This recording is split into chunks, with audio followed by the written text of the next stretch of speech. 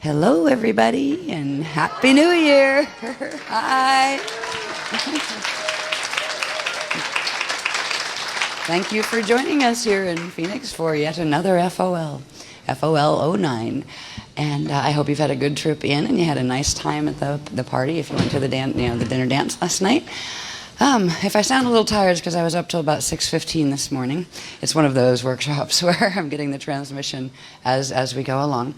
I'm just here for like a brief orientation before the catch-up sequences for the techniques, because they are important if you want to be able to anchor. If you've never done them in group shield before, you do need to do the catch-up sequences, even if you've done them at home alone, just to have enough amp in the field to be able to anchor the two activations that are going to be coming through during this FOL period. So I'm just here to give a little bit of a briefing on, especially if you haven't done those techniques before, there's a couple of things that will help you understand the parts as far as what part of your anatomy is being worked with and that kind of thing. So at the end of this, I will show some of the graphs pertaining to that, just so it's clearer what you're doing when you go into the technique catch-up. As far as the rest of the material, we've been getting some very interesting material since the last workshop. Last workshop was St. Kitts in November.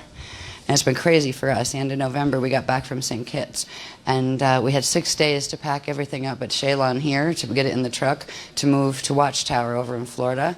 And while that was in the truck coming over, we had to paint the whole house, which are still the bathrooms are left to do. But so it's been crazy, just ongoing, like all-nighters around the clock for about a month. So if I feel like a little more tired than they saw me last in St. Kitts, that's why. Same with us, we're both a bit exhausted, but we're here.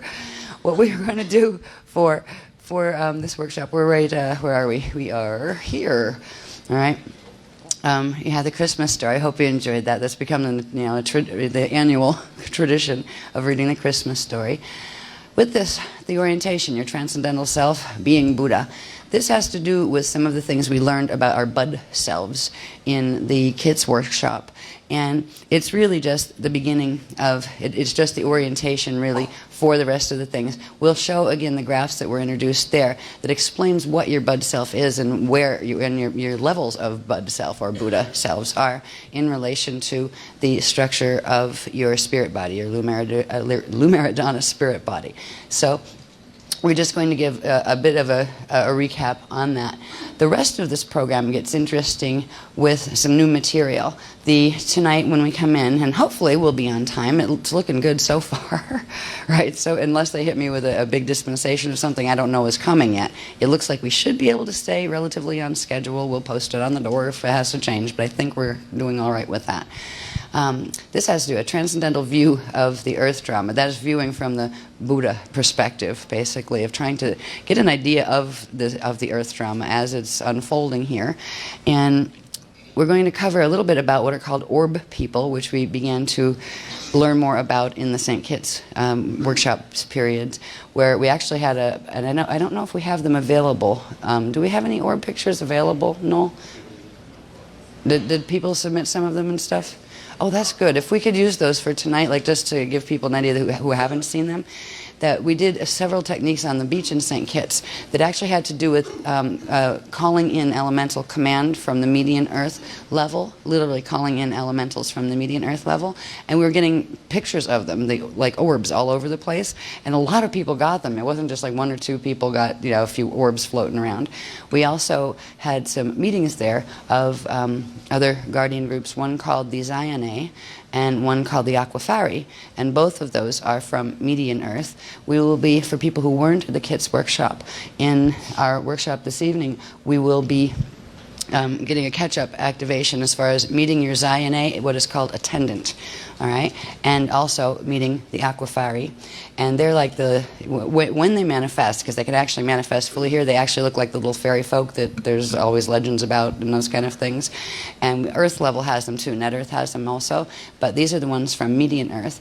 And so you'll catch up on that if you haven't met your Zion attendant yet. And then we're going to go through an activation, really. It's a composite field activation that has to do with awakening the personal homing seed. This is a part of our carinadial complex in our bodies that link to our Ajay hydroacoustic bodies, that actually holds the core encryption patterns of what grids on planet Earth your body was actually supposed to be born on, but wasn't because of, it might have been, but most of the time you're not born on them because of the distortions in the Vibody cell. So we're going to activate this homing seed that actually carries the encryptions, and that will begin a process that if you're in the right space, like if you're like living on the right grids and you know that's where you belong, you'll feel it. But if you know that, I know I don't belong here forever. There's someplace else. Is there really a place on net Earth that I can even feel at home, right? This homing seed will actually start moving you toward that direction where you'll get like feelings and ideas of where you might want to go, and that doesn't mean you have to move there either, but it will give you more of an idea of what your home grids are, where your body is actually tuned. And you could even if you just visit that place, it can actually be very healing for you because you'll establish a direct rapport with the net Earth grids, the ascension level net Earth grids. So we're going to activate the homing seed, and that is the beginning of something else. When we get down to here, this is the floating Buddhas. I love that. They come up with some really funny names for things. This is where we actually, in the second one tomorrow night, we actually get to meet we have a team, and they call it, what's the big long thing? The Floating Buddhas Elemental Command Slider Teams. We each end up with a team of 6 that will be the permanent team that will work with you personally until you get to Slide or Bardo or however you're going into ascension, right? So these teams it's really neat. They come in a configuration, and they're going to begin teaching us how to work with what are called the clusters. So we become a cluster ourselves, or a cloister, right? So we become a cloistered being where we actually there are 6 points that in the field, in our biofields, not in our bodies, but in the larger Aji body, that these assistants will be there to hold until we have enough light quantum built in our own bodies to allow us to actually split ourselves into 6 or 7 biolocations, 1 in the middle where your physical body is and 6 around you, to do certain more sophisticated grid and materialization practices. So we're moving toward being able to do that, but right now, because we don't have enough light quotient in the body to fully do that, to break ourselves up into 6 pieces that can each hold enough frequency, they will actually hold those positions for us, so we can begin working with the higher level geomancies of median Earth and working with elemental command. It'll also be part of what will allow us later in I don't know when they're going to start that, but working with directly planetary stewardship in regard to the harmonic grid points and holding the grids together as time goes by and the Omega Code continues to try to fracture them. So these are the beginnings of working with a team, working as a cloister. And they may or may not, I'm not sure, but I think they're going to do one where not only will you anchor your own cloister, but then there are Shadra positions that a group of people, who each of them are now representative of the power of 7, right, where yourself and the 6 others can get together and really, really amp field. The cloister that will work with you, that goes home with you if you want them. I mean, they'll go away if you want them to go away. There's no obligation to have one. But they literally will be a support team. There are 2 of them that serve the role of healers that we haven't met yet. We'll be meeting those on the second day, and they're called the Akwi, and the Akwi are from Ashale level, and the Akwiel, which are from the Shala 3 level. So there are 6 altogether. We've already met our Aquafarian and Bendy trainers from the Eartha level. So there's literally this team of 6 beings that each of us will have to work with. Some work as healers, some work as trainers, like the Bendys, where they teach you more sophisticated stuff and that kind of stuff. Some will work as counselors, and some work as just attendants. The Zion-A that we met in Kits will be the personal attendants, where whatever it is, you can go to that one, and he will try to help you or assist you in whatever the issue is. It can be, they'll even assist you with certain types of healing or counseling, or they'll refer you to one of the others that are more specialized. But it's like having your little team of experts right there with you, and it amps the protection in your own fields as far as being able to start opening more direct communication with with them, because there's always the risk of, if you have something in your field, and most people have something in their field that they prefer not to be there, if you try to open the lines of communication, it's always a risk that the others, the negatives, are going to try to come in and twist the line. When you have this group of 6 with you, there's less of a chance. It can still happen, but there's less of a chance because they will each watch for each other and amplify the line, which if you're talking to one, all the others will amplify the line. So it'll be harder for that line to be tapped, which means you have the potential of clearer communication with them than before. So you can go higher in opening the senses that allow for direct communication. We've had direct communication for a long time, and in the early days, it was like, God, I'm glad they were protecting me, because I could hear everything and couldn't tell the difference between, I could be talking to an FA and saying, hi, I'm a guardian. I wouldn't have known the difference. And if I didn't have a really good Rasha posse looking out after me, I would have been gone. I wouldn't have made it this far. But it's challenging when especially verbal communication comes. You'll probably get it first in direct cognition, where it's just, you can feel like a thought transfer, and you just get it, and you kind of respond back in kind. You can ask for that to be slowed down, and if it slows down, it can go into direct verbal. So they will try to communicate with you in direct verbal in your home language, whatever language you're most comfortable with. If, say, Spanish is your native language, and you're more comfortable with that, they would use that to communicate with. But as far as if you don't, once you make the connection with them, if you don't hear them right away, don't worry about it. They're still there. Just because if you can't hear them or see them doesn't mean they're not there. They will be with you as long as you want them there. And when we do the invites of bringing them in to do the cloister and tomorrow evening, then you've literally got your own team to go with you from that point forward. And let's see, okay. As far as, I'm not going to get too much more into that now, because we have 2 days to talk about that. Here, we're also going to get into something called, this is a mouthful, the Acquia de Solare Luna, right? Acquia de Solare Luna transmissions. That's a mouthful. They could have just said the Acqui Solar Lunar transmissions if they wanted to keep it easy, but no. They always have these great, wonderful spellings and pronunciations. So they are a set of activations that are going to start. The first one, the night one, the lunar one, is going to start tomorrow. We're going to catch that activation tomorrow evening.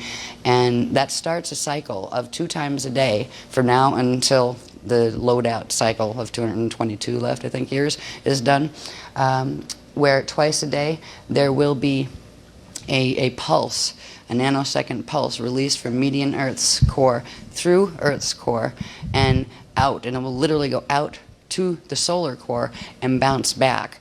Part of it will bounce back through the reflected moonlight. Part of it will bounce directly. So there will be the strongest points to pick these ongoing activations up will be at like 12:12 in the morning, which would be like midnight, or 12:12 in the afternoon, noontime. And they're going to ask us if we want to advance the things that we'll go over again in this evening's when we do a little bit of review and what we learned about the activations we're doing and about the transfiguration processes that we're starting in our body. But these will amplify the light quotient factor in our own bodies progressively, and it just means going out and standing and breathing the moonlight for a few minutes or the sunlight. If you can't get out at 12:12, it's okay. That'll be the strongest point, but they will actually continue running. Once they bounce back, they will continue being in the Earth's field, but the strongest point is at the 12:12 points. So at any time, you could go out and just spend 12 minutes in the moonlight, spend 12 minutes in the sunlight, and if I won't use sunscreen when I do sun, but I won't say I won't tell you not to use sunscreen, but that's up to you, because some people do have very sensitive skin, and I wouldn't want you to end up getting skin cancer or anything because Ash said not to use sunscreen, right? No, I take my chances and and do it that way, but literally just let the ideally if we all lived out in the middle of nature, you just kind of like stand there with no clothes on and let it your whole body, your whole skin absorb absorb it. But that's probably a little hard, especially if you live in a city or something. You'll get arrested for streaking. So just as much, and especially if you're somewhere cold, you don't need to go out and stand there for 12 minutes and freeze to death either, right? But as much skin, even if it's just, just your eyes and maybe the backs of your hands, if you can deal with that. But don't give yourself frostbite if you live in a cold area either. But this will be ongoing, so it's like they're going to have us anchor the first one, and they haven't told me yet, but I have a feeling we better ask for permission to go out by the pool at midnight or something, so I'm going to find out about that if we're going to need to. And so from that point forward, we will be able to really, really amp our progressive light quotient building in the body through simple rituals like this. And these combined with the arrayas, which are the exercise sets that we introduced at KITS, and which there will be a catch-up for. I believe Hollis Orr is going to do a catch-up on these for everybody. These are important. They're not just exercises. They're supposed to assist you, right? It's like, oh boy, exercise. No, they actually assist in bringing into the axiotonal lines the literal codes from the different levels of what you'll see as your Buddha selves. So more of your own spirit body codes will be brought in progressively. And so they are important. They stretch the axiotonal lines to be able to hold those extra frequencies from the activations that are coming in now. And if the muscles and things are not strong or developed, that's why we do some weight training and that kind of stuff. It's not just like cardio, it's weight training and stretches and those kind of things.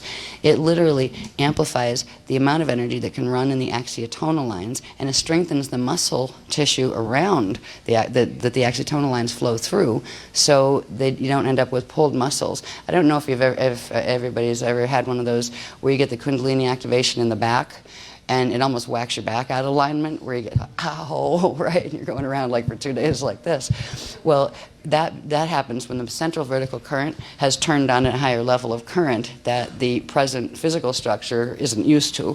And that's why we've always done them quite gently, where you don't get really bad Kundalini activations in the back and stuff. We tend to get them frequently.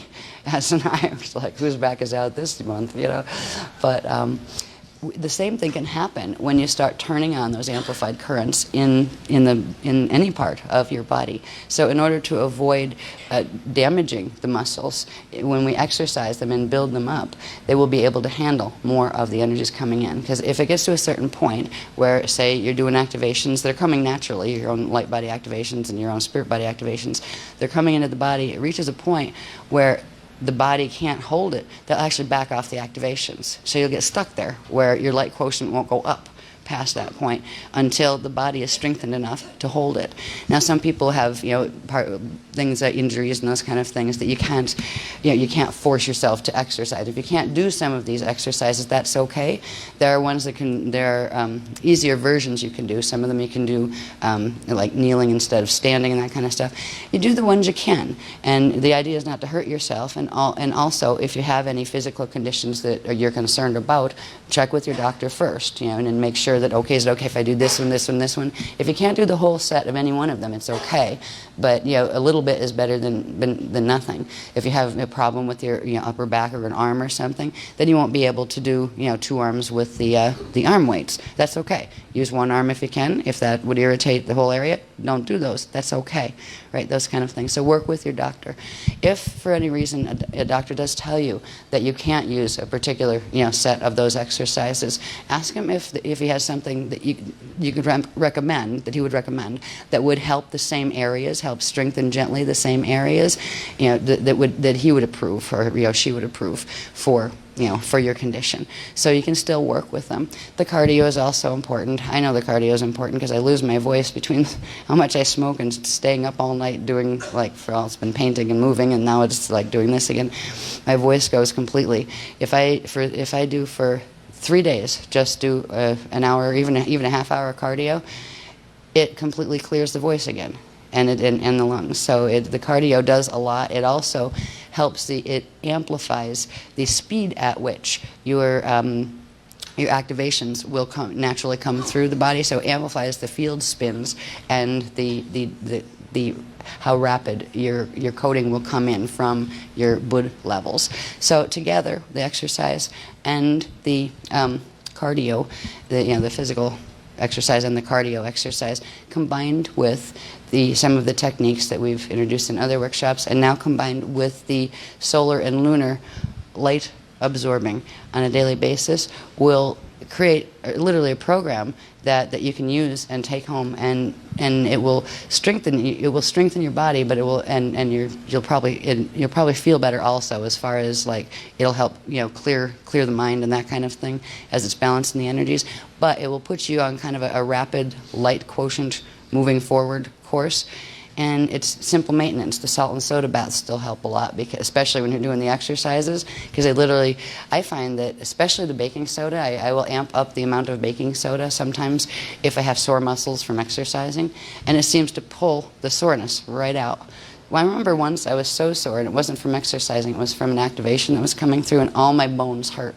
And I put a whole box of baking soda in the bathtub, and it was like sitting on a beach, and like right, it was like sand. It was so much it wouldn't even But just in a warm bath, and it literally pulled all the pain out. I was amazed that it worked. I didn't even have any salt at the time. I found baking soda, so I put a whole, and it was a big box, not one of the little boxes. It was a big box, right?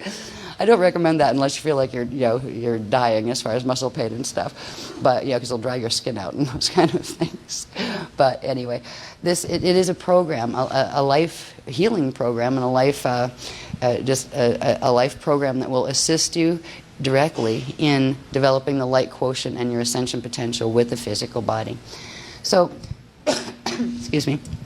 Okay, now when we get back up to where we are here, which is up in here, tonight we'll go through more of the kind of sliders 1 through 3 overview. It'll be just an overview for if you've been to one and not the other, to see where they all went, to see what we learned here, what we learned here, what we learned here. It'll be done pretty quickly, I think. Yes, please. Right, to get us back up to where we know where the parts are and what they're doing and things like that. And then we're going to go into it's a shield status briefing and the safe zone maps. So the safe zone maps that we introduced in the safe zone map that we introduced in St. Kitts workshop will be introduced again, and we'll talk a bit about that. I don't know if they're going to give any new data on locations, but I think they are. And the cloistering, which has to do with certain areas. The people are going to, once your homing seed is activated, certain areas or people are going to be drawn to go to certain areas, or say move to certain areas, and literally cluster there and form little clusters, like little communities within the communities that exist in those places.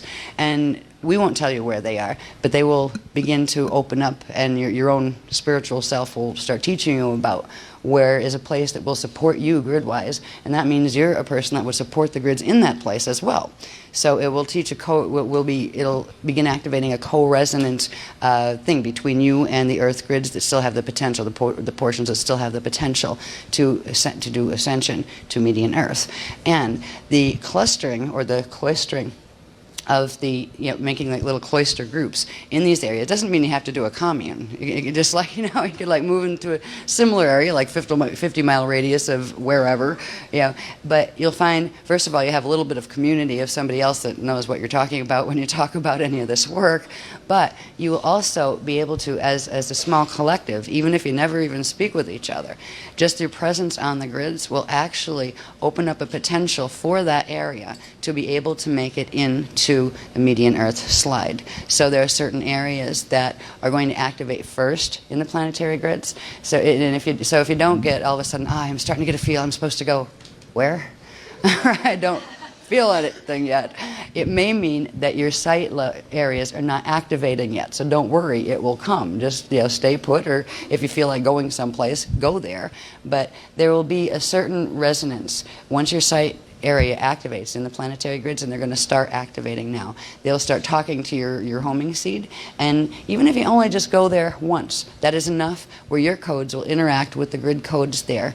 And even if you don't move there, even if you're just going to go and visit, that will give that area the ability to be on the potential slide going up map. All right. So there's more we're going to learn about this. They're just teaching me about this too.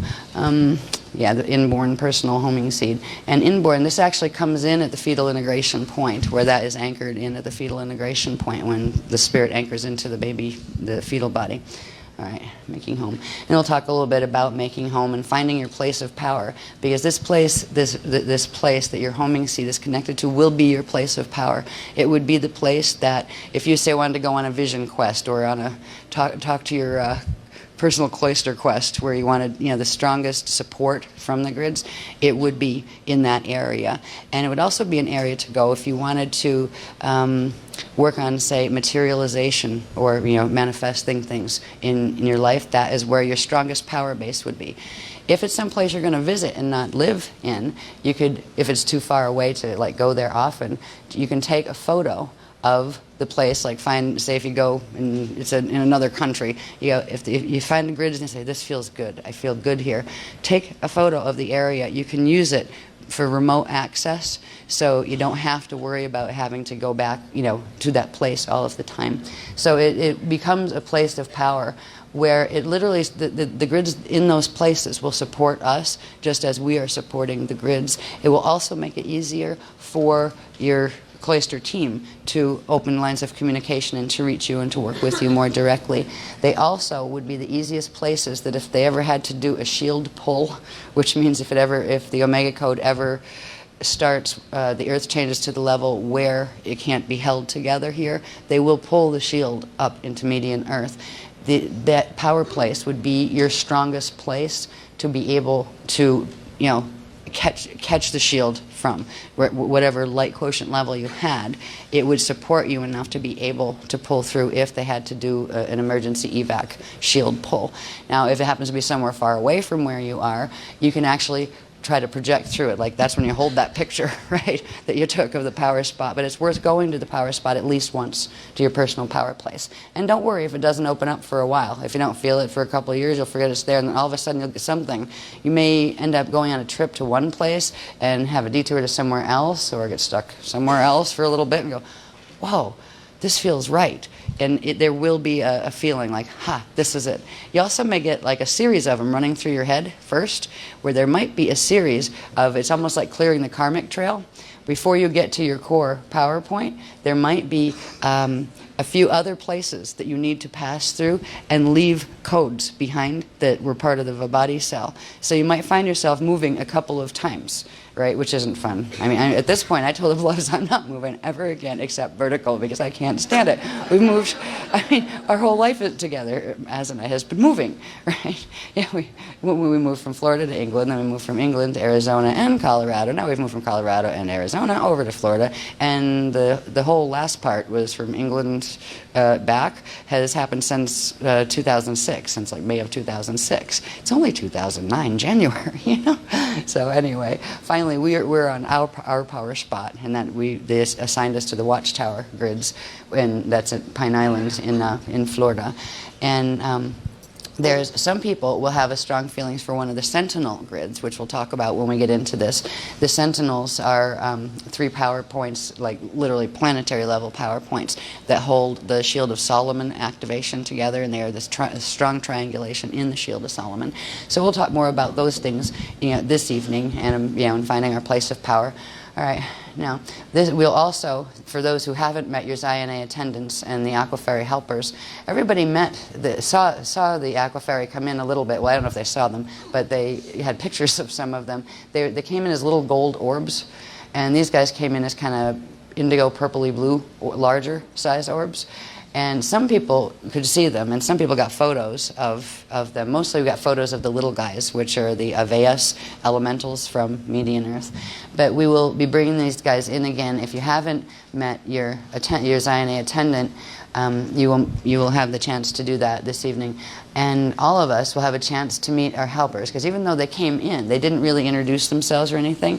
But this is where, even if you were at the Kits workshop, the Aquafairy will begin to, your Aquafairy helper will begin. They kind of help the Zion-A attendants, and they'll help you personally too. And if you start dreaming of fairies, know your Aquafairy is trying to talk to you, because they are literally, they look like Tinkerbells. The ones I've seen look like orbs, and if you look in them, they look like Tinkerbells, but they don't see the wings, right? They don't fly with wings. Some of them have wings, they said, but I haven't seen the winged one once. Mine isn't winged, but it floats, right? It kind of floats, and yeah. So we're going to meet those guys. I met a lady a long time ago in Pennsylvania who had these fascinating photos. And I knew her well enough to know she wasn't lying, and she didn't falsify them. She had, and they told her, they told her, the fairies told her, and they literally were fairy folk, told her how to get pictures of them. She had to use black and white film, and that was it. And it was in broad daylight in her garden. And she actually had black and white shots. They looked like little naked people. They didn't have wings either, but they looked like little naked people. And it's like, are you sure you didn't know that's not a model? And you just, didn't say, I didn't. I mean, nobody will believe me, but I didn't. And they used to appear to her in her garden physically, where she would talk with them, and they would teach her things, about spirituality and that kind of stuff. These were the earth level ones. The median earth level ones can do that too. So eventually, but first you might just you have this little gold ball flipping around and saying like, come with me, come with me. I remember when we first met them, I didn't know who they were or what they were, but I saw with my inner vision, but it was so close to 3D vision I could almost see them with my physical eyes. All of these little tiny gold orbs started to pop up out of the ground when we were at Kits in this one place, and I was with my daughters at the time, like, what's that? And then more and more of them started to pop up, like not just by where we were, but then like off in the distance you could see them popping up where the grass was. What is this? Like, where are they? Hello, beloveds. What are they? Right? And then I was hearing this almost like talking amongst themselves, but it was like really high-pitched little chatter. And I kept getting this direct cognition wave push that said, come with me, come with me, come with me, come with me, right? And they started to roll.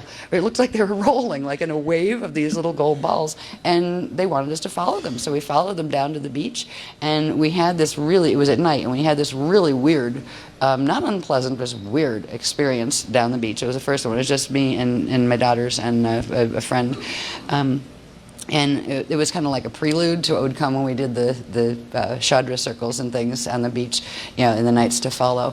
But they can manifest physically, where you can see them. At some point in time, once you establish a rapport, they may do that. You can ask them to do that. It's like, come on, guys, do it physical. Show me, right? They will at their discretion, they will use it that way, because they also, like the beloveds, feel that the burden of proof is in the eye of the beholder, and for some people that they know they're already past that, where it's not that I'm not going to believe it till I see it kind of thing, and usually you won't see it until you believe it because you're partly responsible for manifesting your hologram, but so they will use their own discretion with that. But okay, let's see, where are we? Well, attendance, yeah, okay. We'll talk a little bit more about orb people, because we are orb people too. When we go in projections to visit, say, median Earth and those kind of things, we do our journeys, we look like orbs too. So the people in orbs that are coming in orb, they have a physical manifestation as well. So it's not just you're talking to flying balls. These are like people in there, right?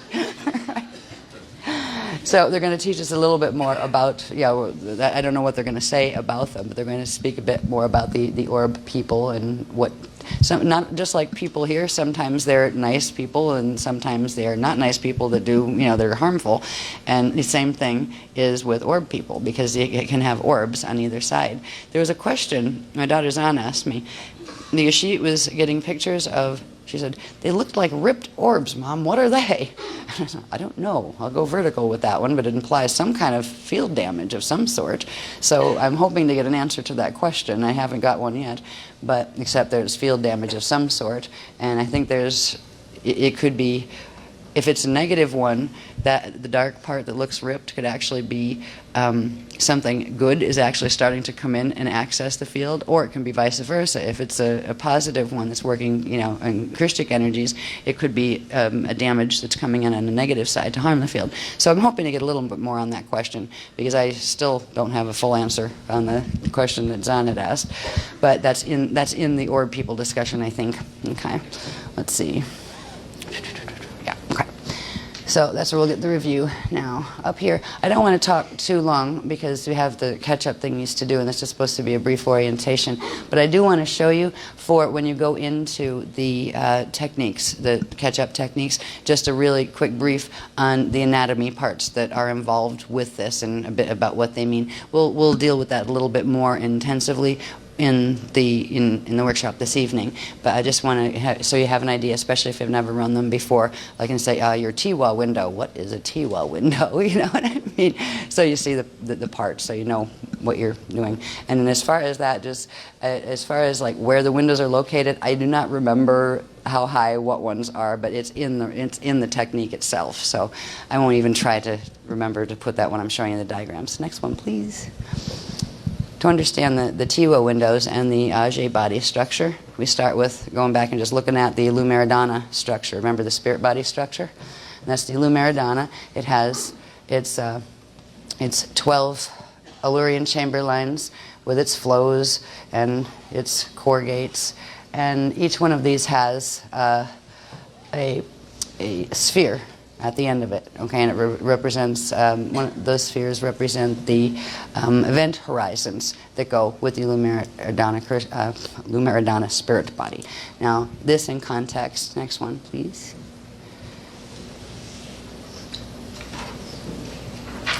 In context, as far as where are you, yeah, just ignore that one for the red one for right now, right? Where are you? This area here is this area down here. So that Lumeradana spirit body is huge, okay? So if this is your little self here in your physical, this is this whole huge orb around you, and around that there's even a larger one that the Lumeradana and the Ajay hydroacoustic body are in. So this is like this massive sphere that you're inside in that has layers to it. Okay, next one please.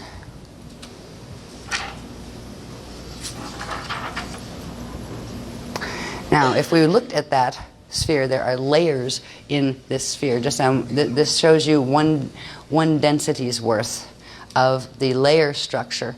There are different bands on the D1. The red ones pertain to D1. Then you have the D2 level, the D3 level, and what's called the density 1 level, which spans up into the next set of like D4, 5, and 6. So these pentagonal shapes here, they call them the pentagonal flows. I won't go heavily into this right now because we've talked about it before too. Ever since slide 2, I think we introduced this, maybe even in 1. But these are the flows by which your field actually manufactures its own elements. All right, you literally, when your fields are working properly, you manifest your own living elements, the 144 elements to be exact. And it's also the natural breathing structure of an eternal life, body, and atomic form, and the field around it. When we are working with opening the TWA windows and things, there's TWA windows, you have the TWAs go with D3. This would be the TWA window. And they're not just on one fire line, because these are running actually on the fire lines. These lines are the fire lines, and these are the Allurian chambers between them. All right, in the Ajay body, and the fire lines go with the light body, and the Allurian chamber lines go with the spirit body. So this is where the light body and the spirit body start moving energy together to actually form elements and atoms. And on this one, on this main fire line 12, this is where the main windows open, and these are the ones we're opening first. We have the TWA window on D3. It corresponds to the D3 fields, and the I am ego band of consciousness, of conscious awareness. That's the self you know yourself as when you look in the mirror, that I am here, right? Then there's another one called the Grual window, and that corresponds with your I am body consciousness band of focus. And up here you have the I am God self band of consciousness and the flows that correspond with that. And down here you have the D1. This goes into I am element level of consciousness. And then there's one more in here that's not on this particular drawing that goes with the Rasha body. And we're going through a process. First we open the TWA windows, and then they become doors where they actually extend down in to the level below, all right, and up into the level above. Then we open the Gruol set. And the Gruol, or the Gruol control, it controls the whole set of them on the what we call the physical level here. So the Gruol control, we'll be opening those. And in St. Kitts, we opened the D1 and the Rasha levels. We don't have to do a catch-up on the techniques that were used in St. Kitts, because if we do the two sets of catch-up techniques from slide 1 and slide 2, and then the 2 composite techniques that we're going to do with the assistance of our team that's coming in, it will actually trigger an activation of all the things that happened for the people that went to Kitts and did those exercises. Everybody will get that activation catch-up by using these 2 techniques with the proper catch-up ones. So it saves us from having to go through like a week's worth of different things that we did in St. Kitts, because we don't have a week to go through them anyway.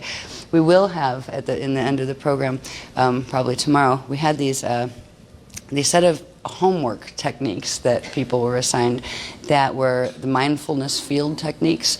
We're going to be going back over those a bit and taking them with you, and they're going to be something you can do not just once, but all the time when you're working with your cloister team. And it gets really interesting when you start to see what they are. So we have some of those coming in. But back to here, when you talk about opening the doors, Tiwa, window and door, we come down. Gruol is the orange one. The red one goes with the D1. That's the Jandas. That's the Gruol. That's the Tiwa. And that's the Jada, doors and windows. That is what we're talking about. And that is in that large body structure that you saw around you. So you're literally opening them.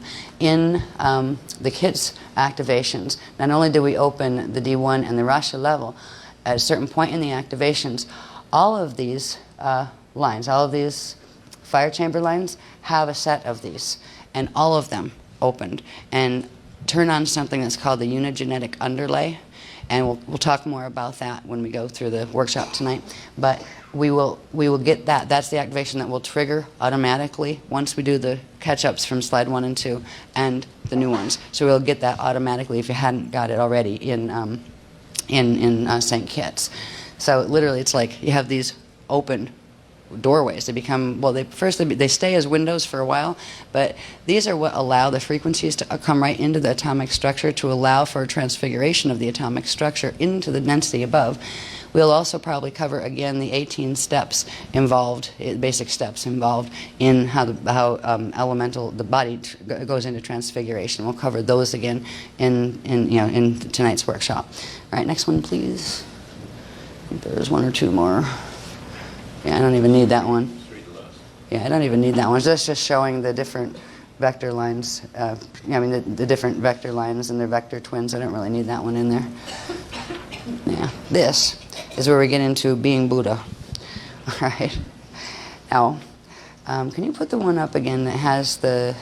Let's see, which one? Like next to it. Wait, it might be that one. No. Where's the one with the little body on it? That one. Yeah. Now, put it kind of next to it where you can see the little body on that one. Now, if we remember this one, where are we? The little body over here, right? That was in that where we were showing you have the body and you have this big field in your Ajay body around you, right? Now that one, and of course that was this part down here on that diagram, and that has all of these Illyrian chamber lines coming out around it. Each one of those, if you have your individual self here, each of these would be a probable self of you. And right now, we can take that down now. So that would say, right here, say you are here. You are one probable self in a set of 12, and this is your density 1 level self, the core of which is one full incarnation. All right, so you are, and these would have the same, from the same fetal pattern. All right, so you are one of 12 probable selves. And if you put them all together, the encryption of all of them together, you would have your full incarnate self, your full you. That would be your density 1 God self, or your density 1 bud level. Now, right when we started these activations from Kitts, we all still represented a probable self. We didn't have all the coding turned on in our body yet that corresponded to that full incarnate self. The activations progressively take us through activating the full incarnate self, the Buddha level 1, or Bud self level 1, where you literally get the encryption turned on in the body, in the DNA, of the full set of 12. The next stage is your transcendental self, and there's your density 2 full soul self. The full soul self, if you see here, the full incarnate self from density 1 represents one line out of 12, one incarnate out of 12, at the center of which is the full soul self. So the soul has 12 incarnates. Your full incarnate self would be 1.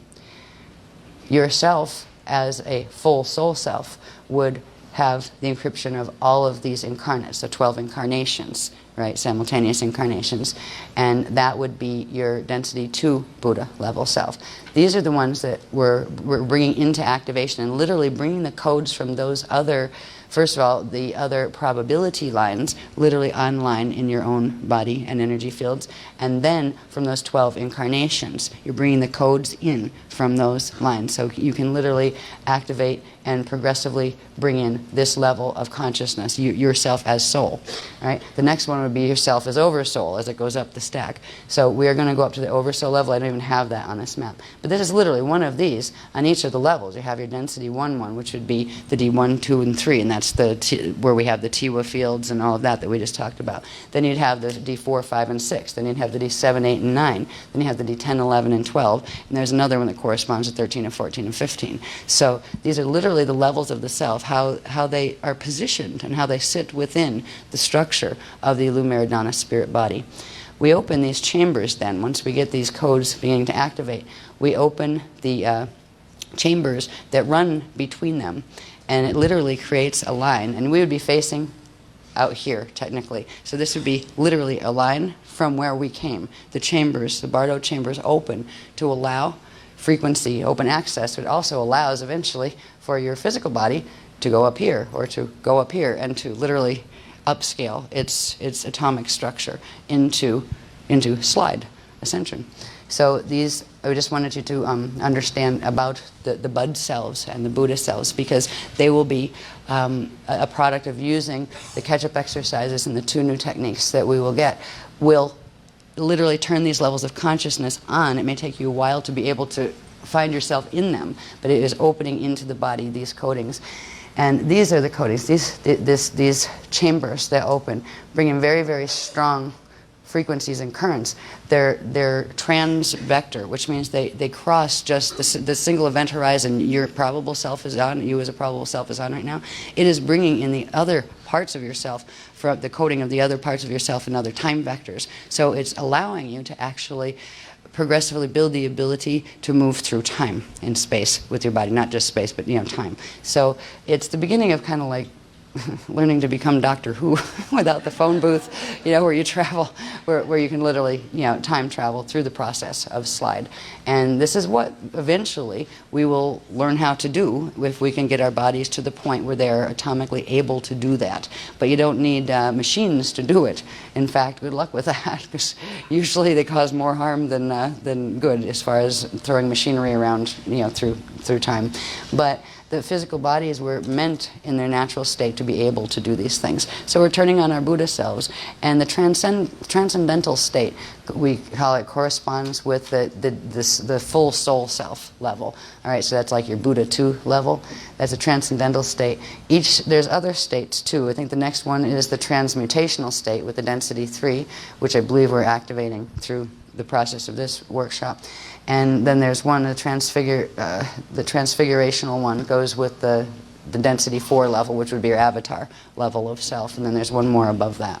So this is the beginning of literally turning on the coding, and if you didn't, because of the body cell distortions that we pick up here and the mutation, we would normally get the imprint of all of this in our DNA, but we didn't get all of that because of the distortions of the fetal integration process. So it is literally turning it back on, and it comes from your own self. It's your own literal line of encryption codes going all the way from your Rishi self all the way down eventually. So we're turning it on up to the oversoul level, And that next, I wouldn't doubt that in the next workshop, which is the Sarasota one, we'll probably do the avatar level as well.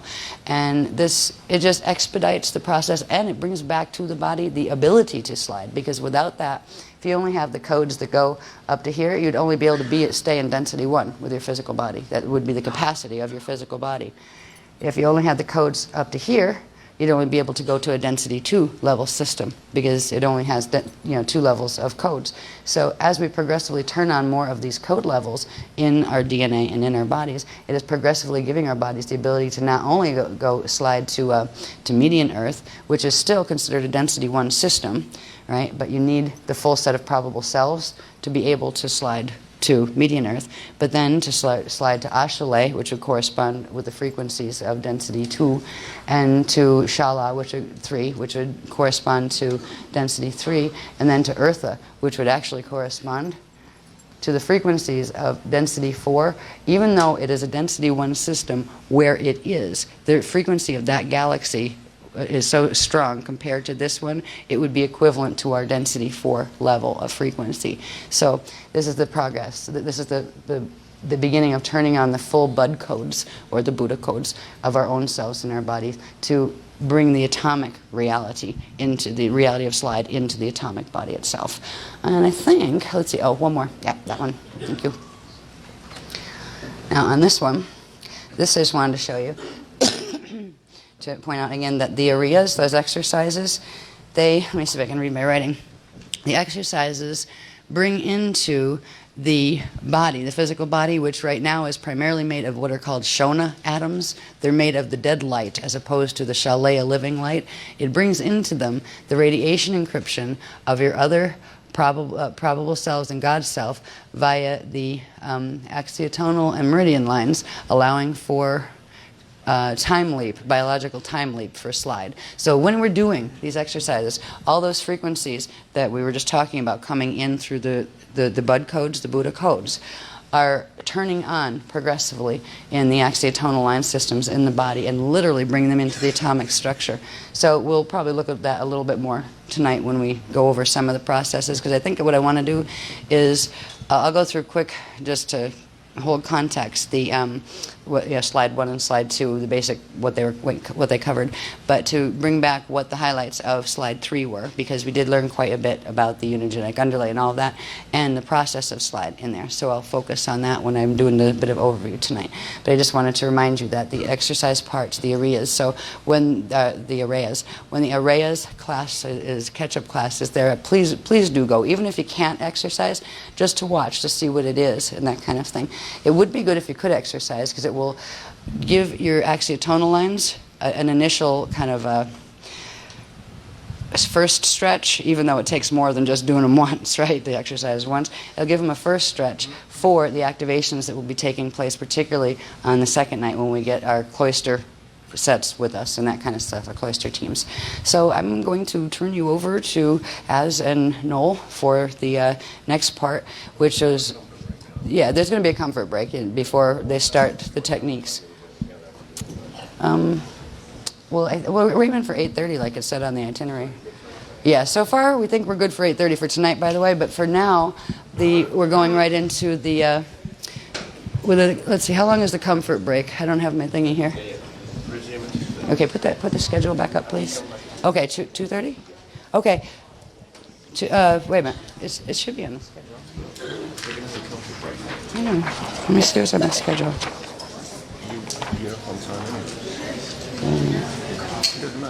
It's supposed to go from 2 to 4:30. It's supposed to go. Okay. Okay.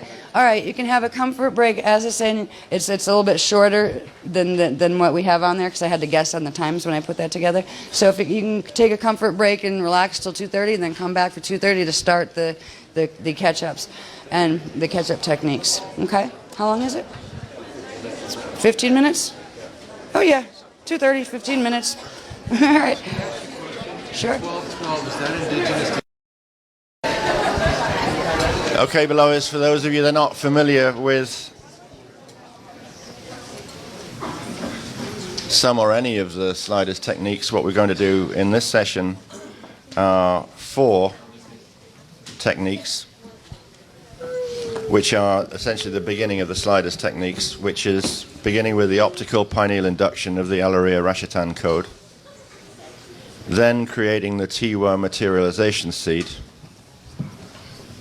followed by opening the pentagonal Tiwa window, and then finally activating the Grail window part 1 and part 2, A through F. Should take us about an hour and a half.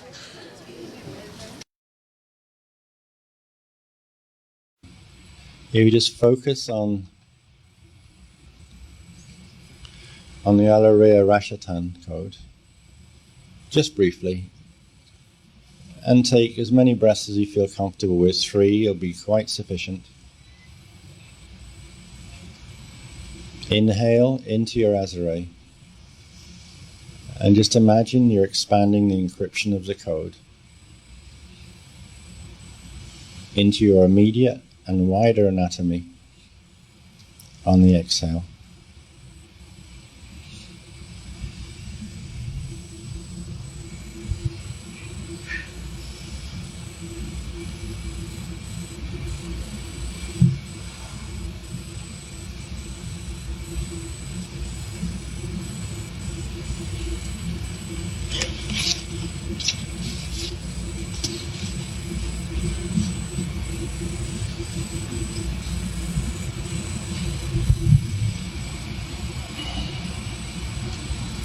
Now, what we're working with now, as I said, this has changed and contains differences from the Heathalon version of the Tiwa materialization seed. That's the creation of. This is a consolidated format adapted from the techniques referred to as the elemental communication, using encryption and the Tiwa seed planting of the seed for personal materialization. And these would run live during the first Sliders workshop. So this has been refined and improved and added to. Both of them have, actually. So this begins with your personally choosing something you desire to materialize, which can be an object, a healing focus, that's for self or other, a personal life circumstance or condition, or anything that is Christic that you personally desire. You begin by slowing your breathing and slowing your biorhythms. Close your eyes and create a mental image of your intended desire. And at this point, you remember perhaps that here is a time where you essentially emotionally charge. You're using a process of charging with the emotion and intention of the creation that you want to work with. So you create an image of yourself already having the desire. In your mental image, see yourself with the object, experience or condition that you want to create, making the process and the outcome as tangibly real as you possibly can. Next step, you imagine that your desire image is now a 2-dimensional still photograph printed on very thin paper, and hold the image of the photograph on the inside of your forehead, the 6-eye position. Inhale and exhale, using the exhale breath to push a portion of your energy as a cloud of consciousness through and behind the image of the photograph. You would then breathe normally and imagine that you're looking at the back side of the photograph, observing that on the back side of the photograph there is a pattern of light dots. These represent the hydroacoustic dot matrix radiation encryption of the photo image and the inherent desire associated with it. You would then inhale, then exhale, using the exhale breath to push your consciousness cloud back through the dot matrix back side of the photograph. This allows you to pick up the infrasound heat imprint of your desire photo encryption. And then you'd return to normal breathing, return your focus to observing the front side of the photograph on the inside of your forehead. From the infrasound heat imprint of your desire photo encryption that you picked up on your return passage, you will be able to derive a triad or trine, which is a set of 3 points of core feeling held within the desire photo encryption. The trine holds as an infrasound feeling encryption of the deeper desires hidden beneath and within your chosen desire. The trine infrasound encryption will appear within your consciousness field inside your head as a minute dot of light that represents its heat signature. You locate your trine by first moving the desired photo image on the inside of your forehead over to the left. That's the left as you're looking out, to clear the center view area on the inside of your forehead. And then next mentally scan the center view area to find the tiny dot of light trine, which will show up in contrast against the darkness of your center view area. When you locate the minute trine in your center view area, mentally move it directly to the center point of the center view area and enlarge it to see its triangular form with 2 heat dots as the bottom feet and 1 heat dot centered at the top. You would then inhale upward from the azure into the trine image and then exhale slowly and gently, using the breath to further enlarge the trine to basketball size while pushing it forward through your forehead until it is positioned on the outside in front of your forehead. You would inhale using the breath to draw the enlarged trine downward to the azure region and into your body. Exhale, then return to normal breathing.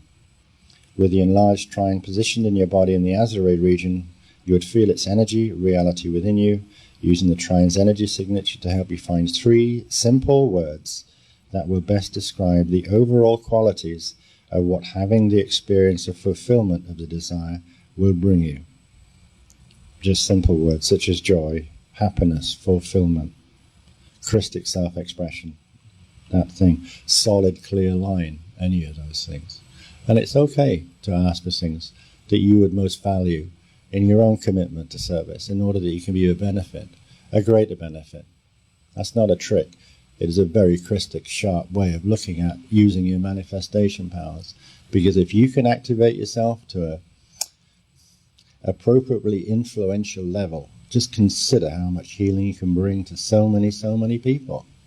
So why use this opportunity to send healing to someone you love to bits, when in fact, without detriment or discredit to people you do love to bits, the person you need to love to bits most is you. It's not tricky, it's simple. You get that part right, and you can do so much good for so many life forms and so many forms of planetary grids in need of your support and help. Just think, before we do this formally, what you ask for. Be careful. Now then, we would next inhale into the azure to contract the enlarged trine back into a small but visible image, then using the exhale to push the trine image back upward into its original position at the center point of the center view area on the inside of your forehead. Bring to mind the 3 words you had picked to best describe the overall qualities you will receive on fulfillment of your desire. Of the 3 words, choose 1 word that has the most emotional significance to you and mentally place it at the top heat dot of your triangular trine image, and then place the remaining 2 words at the bottom feet positions. And it doesn't matter which way round they go at the bottom. The key thing is the most important of the 3 words goes at the top. Next, find a single word that would represent all of the 3 identified qualities combined. Now you see why I'm reading this out before I let you do it. The highest quality of all 3 qualities put together. This is the power word that represents and includes within itself the entirety of the outcome you're aiming for in fulfillment of the desire. The power word will become the desired encrypted spark that will form when the trine phases. So, to phase the trine, we would inhale into the azure, using the inhale breath to bring the 2 words in the bottom feet positions of the trine together into the center, beneath the top position word or dot at the apex, and hold the breath at the top of the inhale. Then as the trine phases like this, notice that a big starburst spark carrying the power word occurs when the bottom feet collide. Exhale gently upward, using the breath to draw the starburst spark and the trine together, and move them downward into the azure. Breathe normally and observe the spark and trine have become a singular sphere of multicolored energy spinning within the azure. This desire sphere will become the core of your materialization seed, which will become the Jaron seed core. And that's in Technique C, opening the pentagonal Teo window. that follows this. Observe the colors of the spinning sphere and remove any colors that do not feel right to you, and add any colors you feel might be missing. Observe the inner sound of the sphere and add, subtract, or alter it to harmonize its frequency to your own liking. Once you are content with the characteristics of your desire sphere, inhale into the azure using the breath to tightly contract the desire sphere into a tiny nodule of compressed energy within the center of the azure.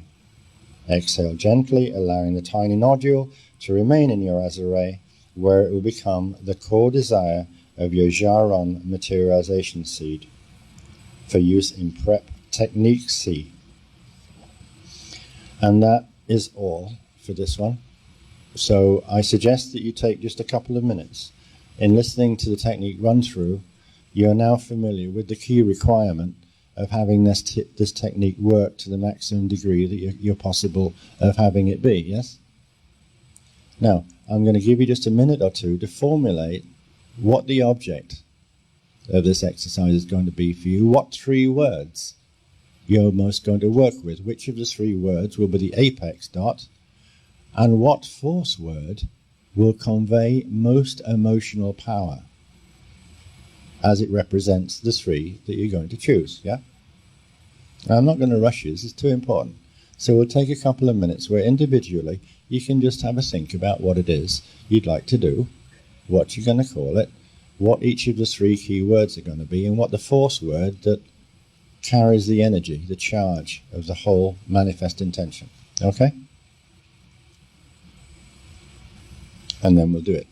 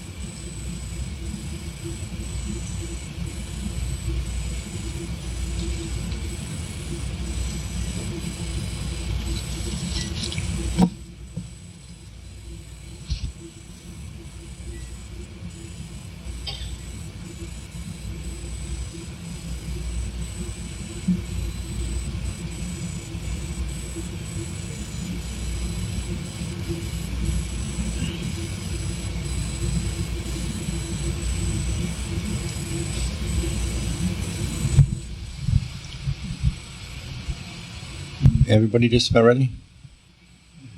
No one needs a few more seconds? Okay. Now we will take it that you've chosen something you personally desire, which will form the core of your materialization seed on this particular occasion. This materialization seed will become the Jaron seed core, which will form the basis of Technique C, which is the one that follows this particular technique. Now just bring your attention to your breathing, if you will, please. Try and just modulate the rhythm, slow it. About 50% of what you call normal, if you can manage that. Close your eyes, please.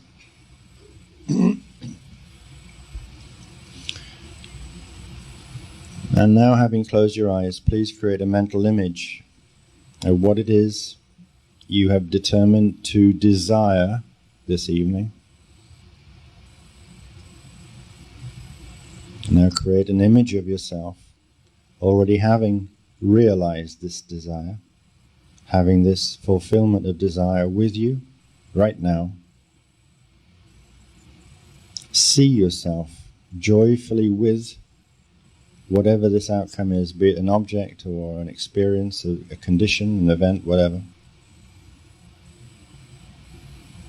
And just briefly try to concentrate as much feeling and emotion into the image as you can, making it as tangibly real as you possibly can.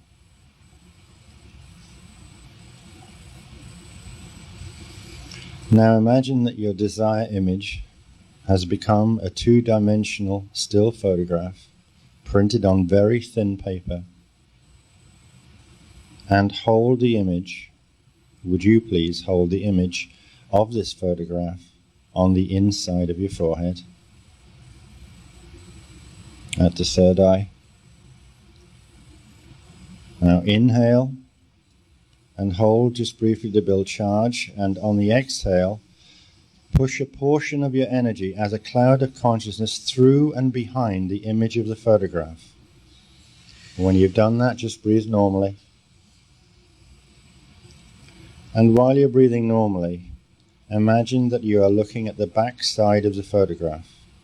Observe that on the back side of the photograph there is a pattern of light dots, which represent the hydroacoustic dot matrix radiation encryption of the photo image and the desire that you imprinted there. Now inhale and hold, and on the exhale, hold to build charge.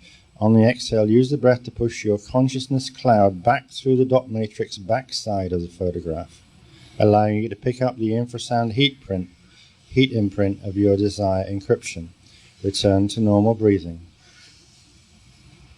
And then return your focus to observing the front side of the photograph on the inside of your forehead.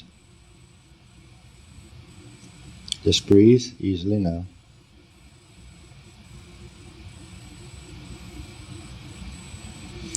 Now from this point you will be able to derive a triad or trine, which is a set of 3 points of core feeling held within the desire photo encryption.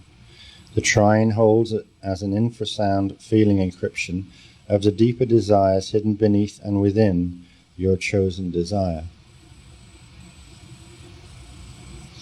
The trine infrasound encryption will appear within your consciousness field inside your head as a minute dot of light that represents its heat signature. Locate your trine by first moving the desire photo image on the inside of your forehead over to the left to clear the view of the center area on the inside of your forehead. Next, mentally scan the center view area to find the tiny dot of light trine, which will show up in contrast against the darkness of your center view area.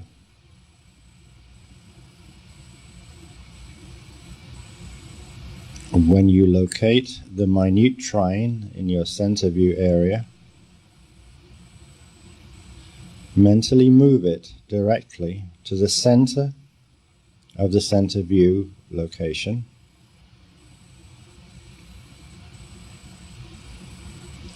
And then enlarge it by intention, or literally if you can manage it. Just enlarge the photo image embodied within the trine.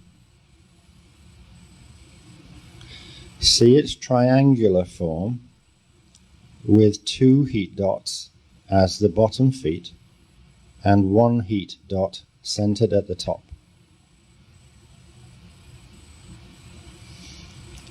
If you had a little difficulty finding your minute trine, simply place the image of the triangle in the center point of your center view area, and the image will draw in, it will pull in your missing trine. So just set a triangle in the center point of your third eye region. Now, Next will be an inhale breath. Just continue to breathe gently for a minute. You will inhale upward from the Azure into the trine image, and then, having done that, you will exhale slowly and gently, using the breath to further enlarge the trine to a basketball size triangle, while pushing it forwards through your forehead until it is positioned on the outside in front of your forehead. So inhale up from the Azure into the trine image. Just hold briefly to build a little charge, and then exhale slowly and gently, using the breath to enlarge the trine to basketball size while pushing it forward through your forehead until it's on the outside in front of your forehead.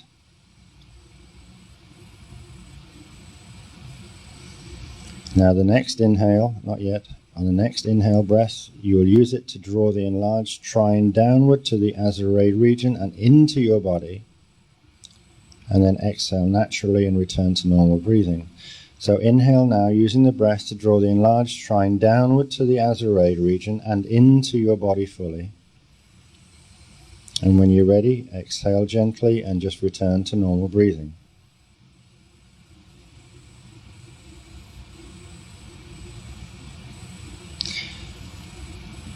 Now, with the enlarged trine positioned in your body in the Azure region, just try to feel for its energy reality that is now residing within you, using the trine's energy signature to help you find 3 simple words that will best describe the overall qualities of what having the experience of fulfillment of the desire will bring you.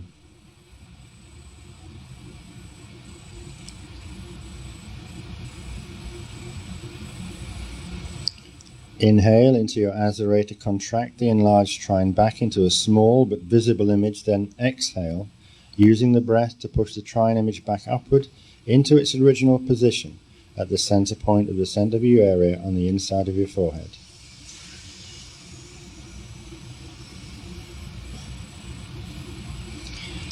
Now bring to mind the 3 words you had picked to best describe the overall qualities you will receive upon fulfillment of your desire. Choose one of these 3 words that has the one that has the most emotional significance to you, and mentally place it or pin it at the top heat dot of your triangular trine image. And then, when you've done that, place the 2 remaining words or pin them in the bottom feet positions of the triangle. At this point, you now have an intention-loaded trine phase set. At this point, we now need to find a single word, this is the 4th word, that will represent all of the 3 identified qualities combined, the highest quality of all 3 qualities put together. This power word will represent and include within itself the entirety of the outcome you are aiming for in fulfillment of the desire. The power word will become the desire encrypted spark that will form when the trine phases.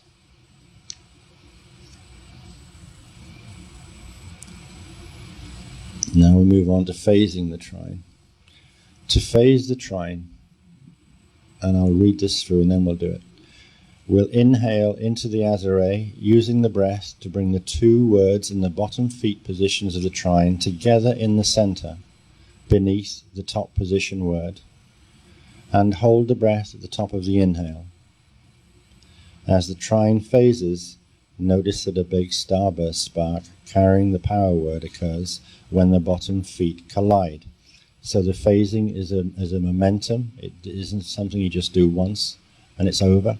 You actually initiate the phasing, and it will move and move under its own power, the power that you've given it. So inhale into the Azure now, bring it, using this inhale to bring the 2 words in the bottom feet positions together in the center, beneath the top position word. Hold the breath at the top of the inhale. The trine is phasing now. Phasing, moving the lower legs, in other words, are moving in and out. Now, at some point, as the trine's phasing like this, when the bottom feet collide, you may feel or notice a big starburst spark, which is carrying the power word, occurs. Now exhale gently downward, using the breath to draw the starburst spark and the trine together and move them downward into the Azure. Take one more small inhale, one gentle inhale, and move this all down into the Azure. Breathe normally and observe that the spark and the trine have become a singular sphere of multicolored energy spinning within the Azure. This desire sphere will become the core of your materialization seed. Now you can see or feel the colors of the spinning sphere, and you're entitled to remove any colors that do not feel right to you, and you're equally entitled to add any colors you feel might be missing. Observe the inner sound of the sphere, and as you do, add, subtract, or alter it, harmonizing the frequency to your precise liking.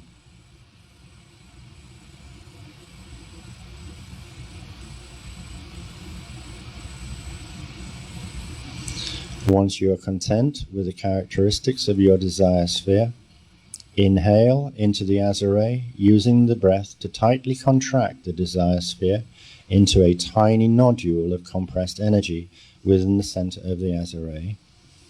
Hold just briefly. Now you'll be exhaling gently in a moment, and when you do, gently allow the tiny nodule to remain in your Azure, where it will become the core desire of your Jaran materialization seed, which we'll work with some more in the next technique.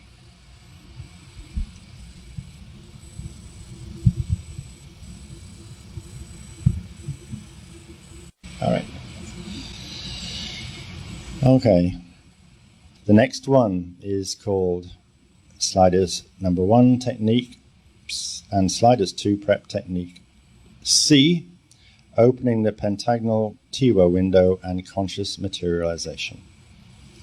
And I'll do a read through for you once more. The purpose of this technique is the pentagonal Tiwa window is the passage between the Asia Hydra acoustic body Rasha seed, the Rasha body prana seed, central vertical column and pineal of the matter body. This technique opens the Katheric translation dot 4 fontanelle, allowing the mental body, ego, and body to receive the density 1 Tiwa flows from the density 1 3.5 I am God self fields. And it is the same procedure for Tiwa materialization once the Tiwa window is open and can be used to seed your Christic desires whenever you like. It is also the personal preparation step for Aquatone Hydra Acoustic Level 1 client sessions. So this is just a read through, so you don't have to do anything quite yet. So we'll open with the Rasha era Christ star now, 3 times.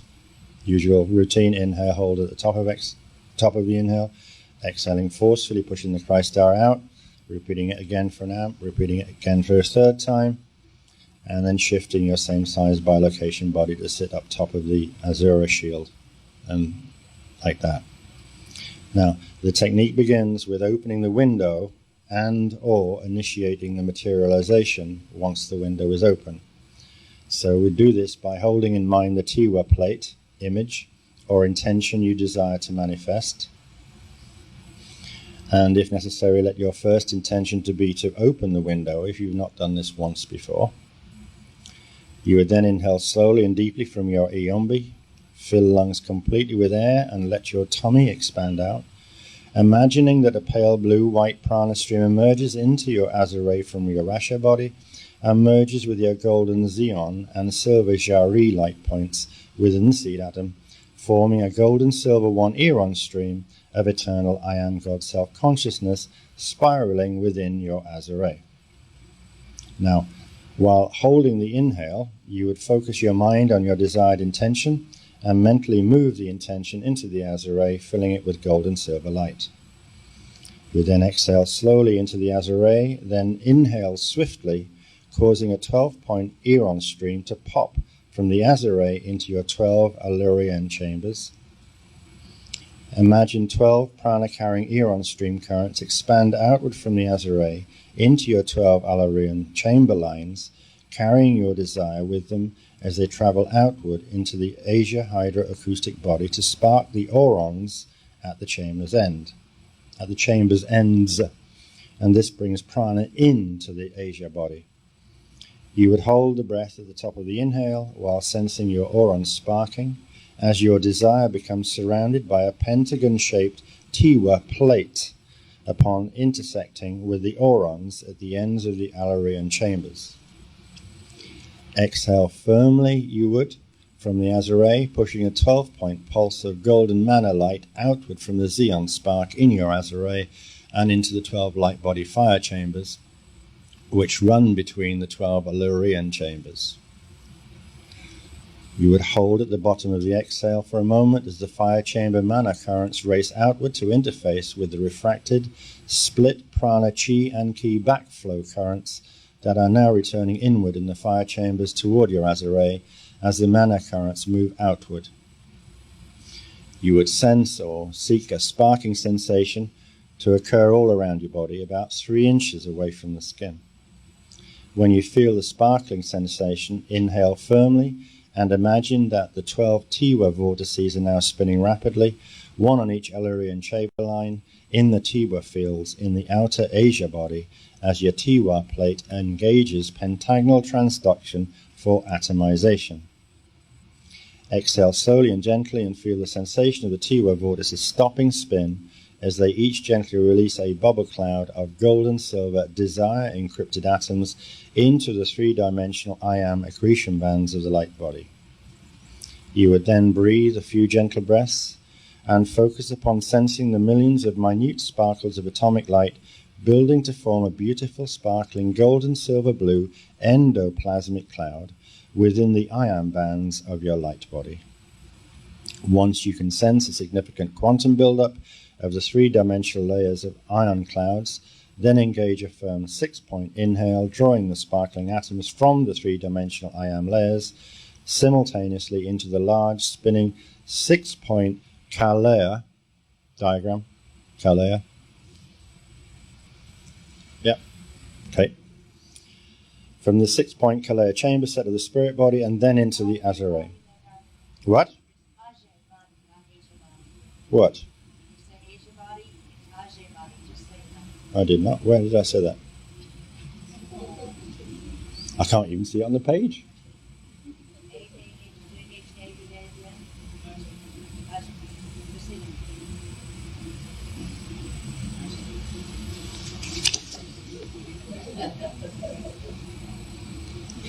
As usual, I'll take your word for it.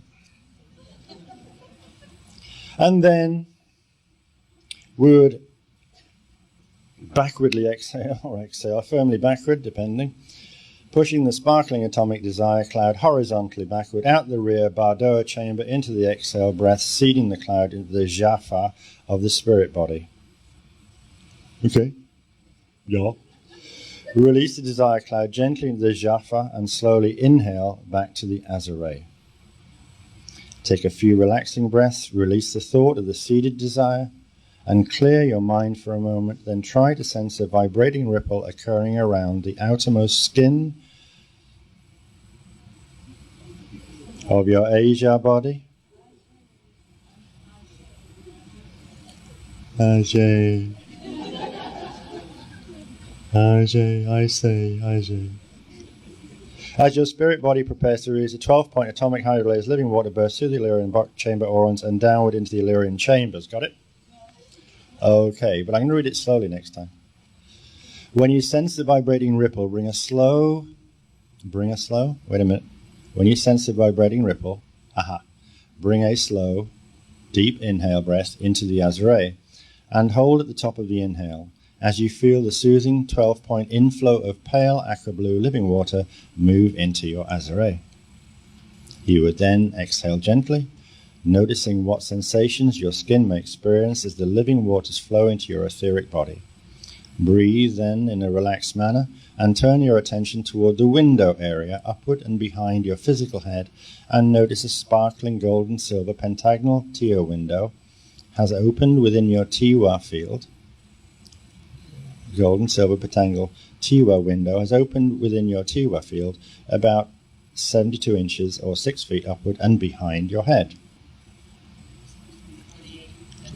Pardon? Are we on the 48 and 4 here or 72 and 6? You may be right. All right, then you're right. I wasn't sure if I put it in wrong. Well, there are two that we've been working with, 72 and 48. Yeah, yeah. I just wanted to make sure because I typed stuff. That's why I looked over, because for a moment I was confused. But there are two measures there. Yeah. Yeah. Yeah, it's the D2 one later the video with. Yes.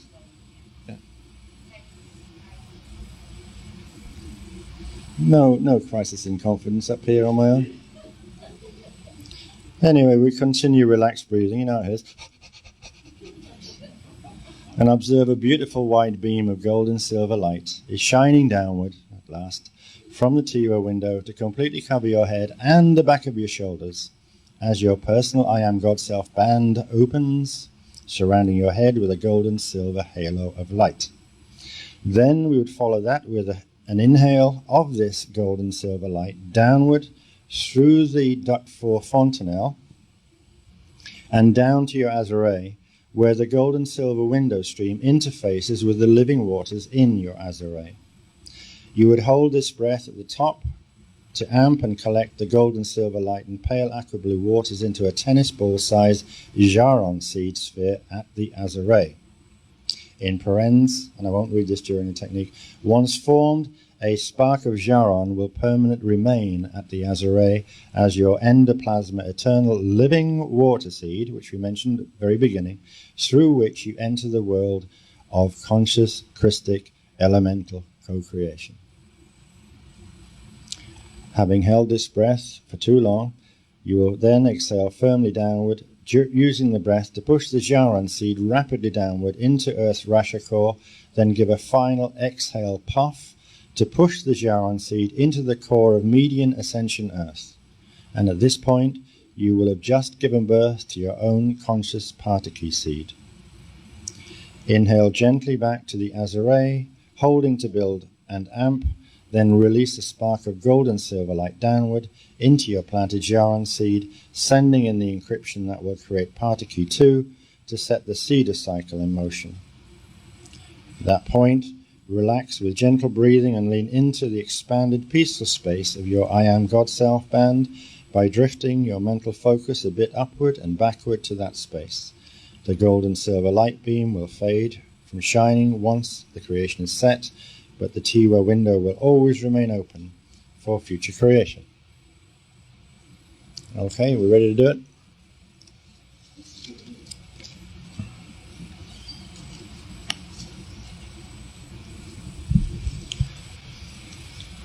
Okay then.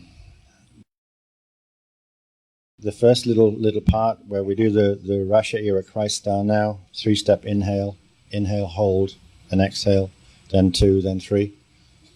Just do that cycle of your own Rasha era Christ star the way you like doing it most.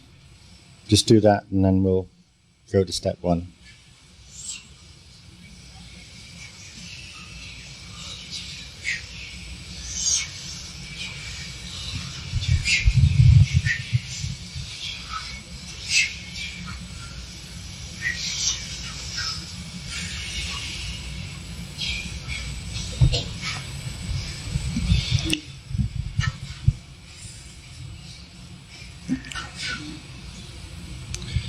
Okay, let's go open the pentagonal Tiwa window.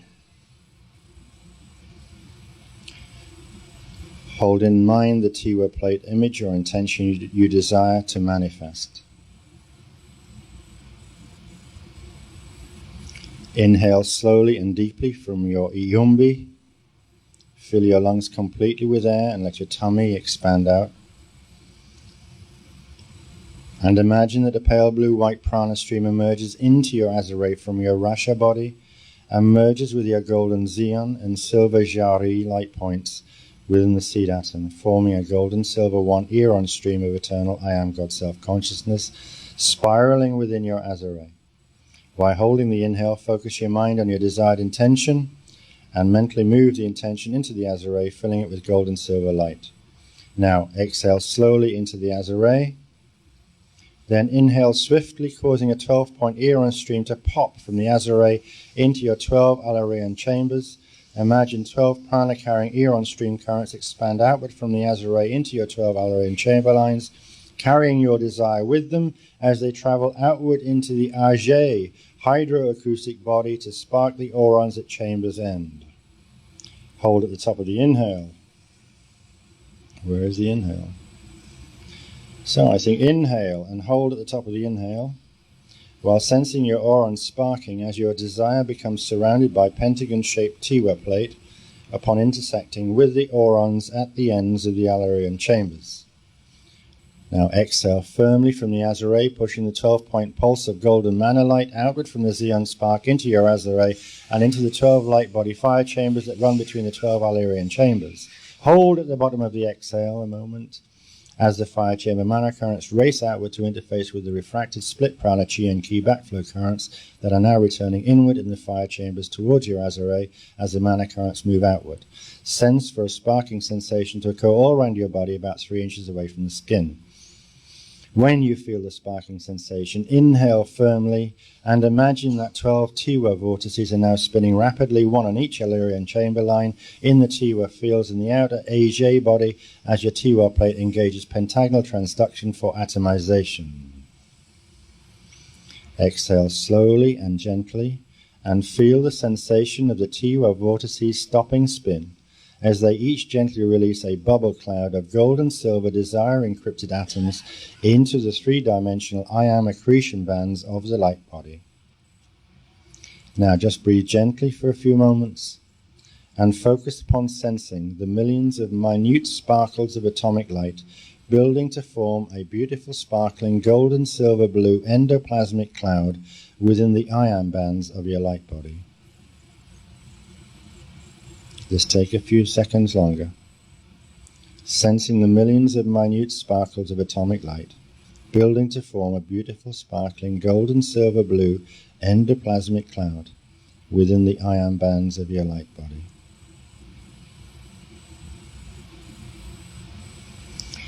And in a few seconds more we will engage a firm 6-point inhale. And with that, we'll draw the sparkling atoms from the three-dimensional ion layers simultaneously into the large spinning 6-point Kalea chamber set of the spirit body and then into the Azure. So, 6-point inhale, draw in the atoms from the three-dimensional ion layers simultaneously into the spinning 6-point Kalea chamber set of the spirit body and then into the Azure. Hold at the top of the inhale until you sense the 6 Kalea chambers have slowed in spin and completed their own inhale of the atomic cloud, and imagine a small, dense, sparkling endoplasmic atomic cloud accreting around your Azure. Now the exhale is firmly backward, pushing the sparkling atomic desire cloud horizontally back out the rear of the Bardoa chamber with the exhale breath, seeding the cloud into the Jaffa of the spirit body. Release the desire cloud gently into the Jaffa and slowly inhale back to the Azure. And then take a few relaxing breaths. And through these release the thought of the seeded desire and clear your mind for a moment. Then try to sense a vibrating ripple occurring around the outermost skin of your density Ajay body, as your spirit body prepares to release a 12-point atomic hydrolase living water burst through the Alarian chamber Aurons and downward into the Alarian chambers. When you sense this vibrating ripple, bring a slow, deep inhale breath into the Azure and hold this at the top as you feel the soothing 12-point inflow of pale aqua blue living water move into your Azure. Now exhale gently and notice what sensations your skin may experience as the living waters flow into your etheric body. Breathe in a relaxed manner and then turn your attention towards the window area upward and behind your physical head. And notice a sparkling gold and silver pentagonal Tiwa window has opened within your Tiwa field about 6 feet upward and behind your head in the way we described it earlier this evening. Continue with relaxed breathing and observe a beautiful wide beam of golden silver light is shining downward from the Tiwa window to completely cover your head and the back of your shoulders as your personal I Am God Self band opens, surrounding your head with a golden silver halo of light.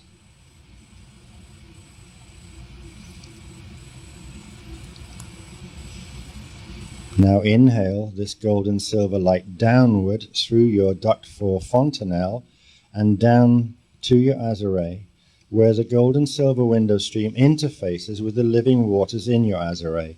Hold at the top of the inhale to amplify and collect the golden silver light and pale aqua blue waters into a tennis ball sized Jaron seed sphere at the azare. Now exhale firmly downwards, using the breath to push the Jaron seed rapidly downward into Earth's Rasha core. Then give a final exhale puff to push the Jaron seed into the core of Median Ascension Earth. And at this point, you have just given birth to your own conscious Pataki seed. Inhale gently back to the azare. Hold to build charge. And then release a spark of gold and silver light downward into your planted Jaron seed, sending in the encryption that will create Pataki 2 to set the seeder cycle in motion.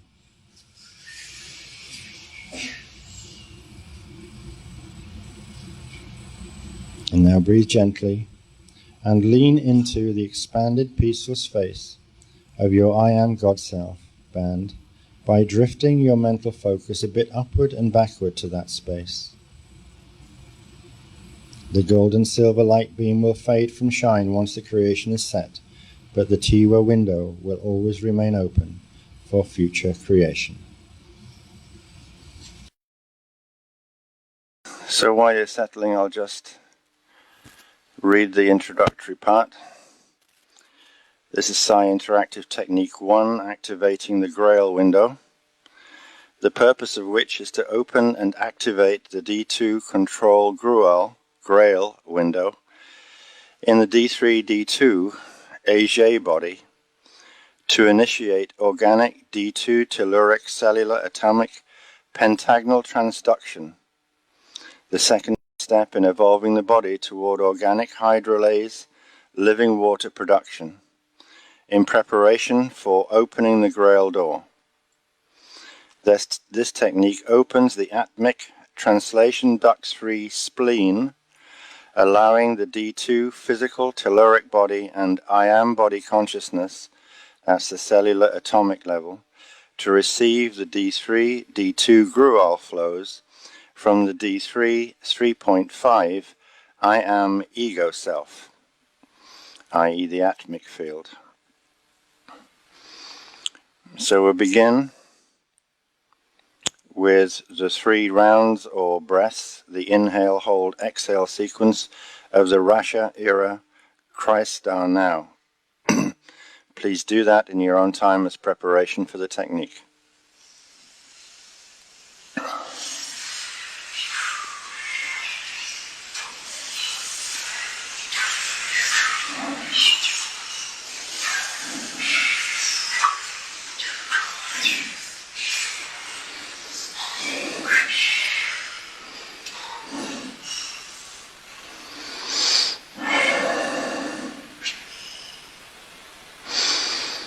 Begin by inhaling a spark of hydrolase living water from the water seed at the azare to the D3 Tiwa window above and behind your head to activate the Tiwa window and turn on the flows of the D3 gold and silver 1 light beam and pale aqua hydrolase living water stream.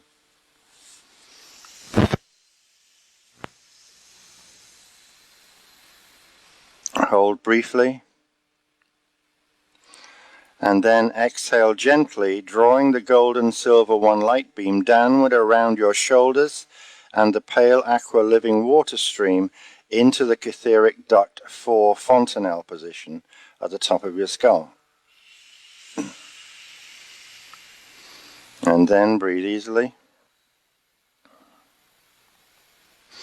While breathing normally, reach both hands upward to the catheric duct 4 fontanelle area above your skull and gather a ball of living water D3 hydrolase into each hand, and then bring your hands holding the living water balls downward to rest.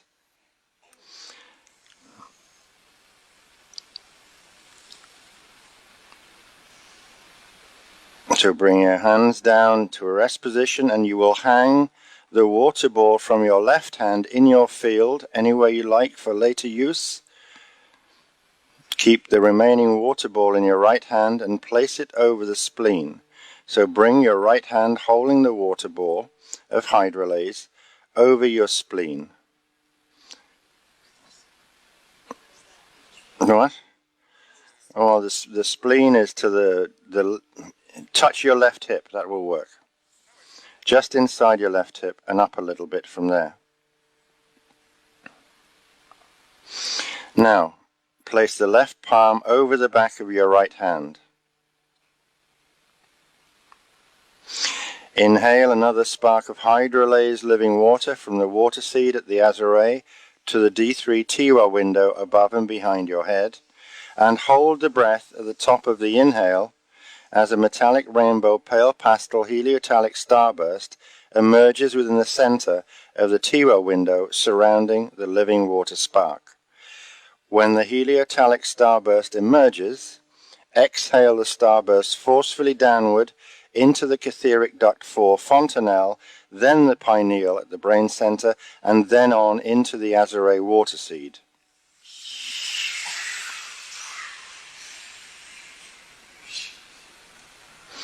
Breathe easy for a second. Next we're going to inhale into the azare water seed, and there we'll hold the breath at the top of the inhale to build charge. Inhale into the azare water seed, hold at the top, build charge, and in a minute in the exhale we'll use the breath to split the heliotalic starburst in the water seed into two smaller starbursts, sending one small starburst down each arm cord, both arms in other words, through the palms and into the spleen. So exhale forcefully, push the smaller starburst down the arm cords and into the palms over the spleen, and when you've done that, just release your hands from the spleen position. Breathe normally now.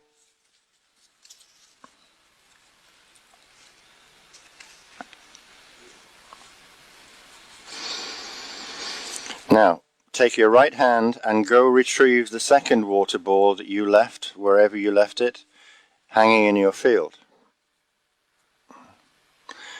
You need now to rock your hips up a little bit so you can take your right hand holding the water ball and place it over the coccyx under your bottom, and having done that, roll in the other direction so you can put your left palm over the back of your right hand. I'll give you half an hour to do this whilst not interfering with anybody adjacent. Now, having got yourself into that position more or less, inhale another spark of hydrolase living water from the water seed at the azare to the D3 Tiwa window above and behind your head, and hold the breath at the top of the inhale as another heliotalic starburst emerges within the center of the Tiwa window surrounding the living water spark. When the starburst emerges, exhale the starburst forcefully downward into the catheric duct 4 fontanelle, pineal gland, and azare water seed, again splitting the heliotalic starburst into two smaller starbursts, sending one small starburst down each arm cord through the palms and into the coccyx.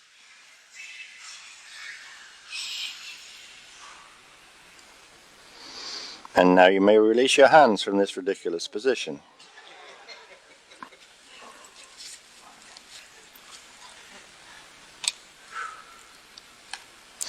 Inhale, using the inhale breath to draw a thin, pale aqua cord of living water upward from the coccyx to the spleen and then to the fontanelle. Hold just briefly, and on the exhale, which will be firm, use the exhale to push the pale aqua cord of living water downward from the fontanelle to the azure thymus area, then all the way down to earth core, using a final exhale puff at the bottom of the exhale to fully empty the lungs, while pushing the end of the living water cord from earth's core through the core membrane and into the core of median ascension earth. Go. And then just breathe normally. Now, whilst you breathe in this gentle way, observe as a sheath of gold and silver light shoots upward from median ascension earth core around the pale aqua living water cord, creating a permanent hydroacoustic umbilical cord ascension line between your body and median ascension earth. Try to sense or feel for the ripples of eternal life force energy emanating from the gold and silver sheath as it follows the living water cord upward through your body and all the way up to the fontanelle.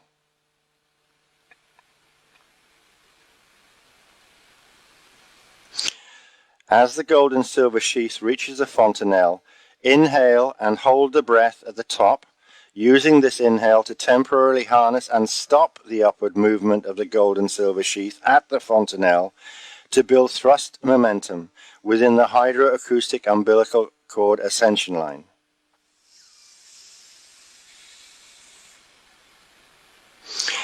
Exhale forcefully upward next, using the breath to push the hydroacoustic umbilical cord ascension line upward and into the Tiwa window.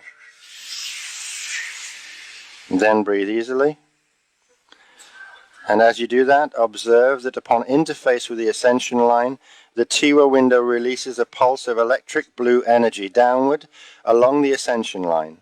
Sense this electrical blue pulse as it runs the ascension line downward through your body and out to median ascension earth core. Take your time, but when you sense that the electric blue pulse has passed through you and entered median ascension earth core, inhale firmly, drawing the electric blue pulse back upward along the ascension line and into the azure. Hold the breath at the top, using the inhale to hold and harness the electric blue pulse firmly within the azure.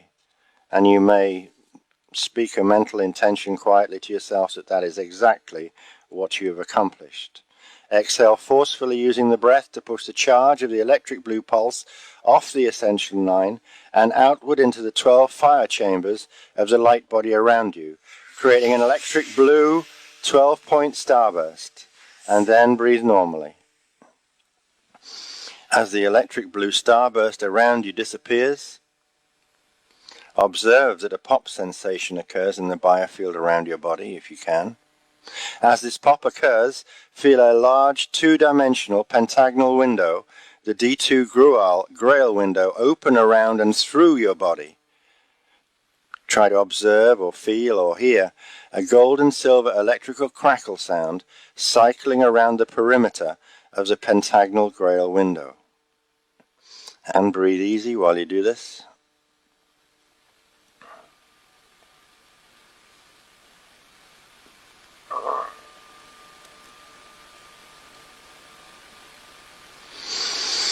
Now the next breaths will consist of 3 rapid inhale-exhale breaths.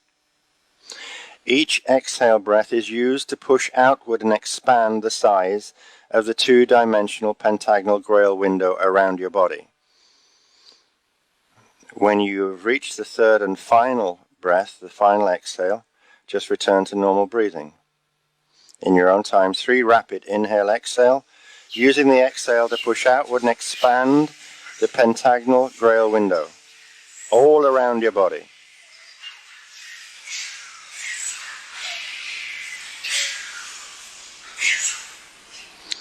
And as you breathe easily, you may feel or notice an electrical buzzing sensation occurring throughout the Grail window and rippling through your body. Try to observe the two-dimensional pentagonal Grail window suddenly shifting to become a 3-dimensional crystalline ectoplasmic pentagon structure surrounding your body, on the inside of your Crystar crystal capsule. Just continue to breathe slowly and easily, slowly and deeply, as a pale aqua living water stream emerges from the D3 TIWA window and flows into the top point of the three-dimensional Grail window around you. Continue to breathe slowly and deeply as the three-dimensional Grail window around you fills up with silken, pale aqua living water. And breathe the living waters and feel a sensation of silken calm, relaxation and healing spread through every cell in your body. And in this way, feel, again, the eternal life force frequencies of the living water all around you and within you.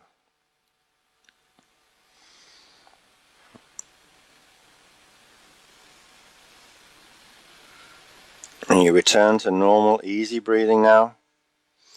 Your organic hydroacoustic umbilical cord ascension line is now permanently set, and your D2 telluric Grail window is now permanently opened and ready for activation. After a few moments, the living waters within your three-dimensional Grail window will dissipate and turn to living air all around you, and your Grail window will go dormant and disappear, but will remain permanently opened. In future, to bring your Grail window out of dormancy, all you have to do, in future, is to simply take 3 rapid inhale-exhale breaths, using each exhale breath to expand your three-dimensional pentagonal Grail window outward around your body. Just 3 breaths is all it will take.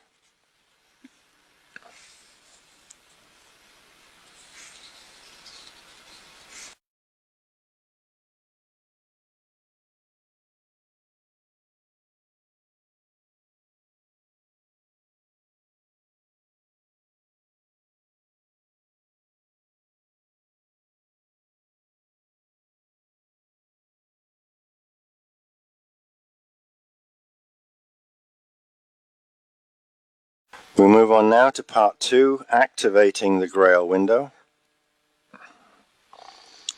If done at any other time in the future, this must be performed within, they must be performed within 12 hours of each other, essentially. If you wouldn't mind, please, if you just do repeat the Rasha Era Crystar now, 3-step inhale and hold.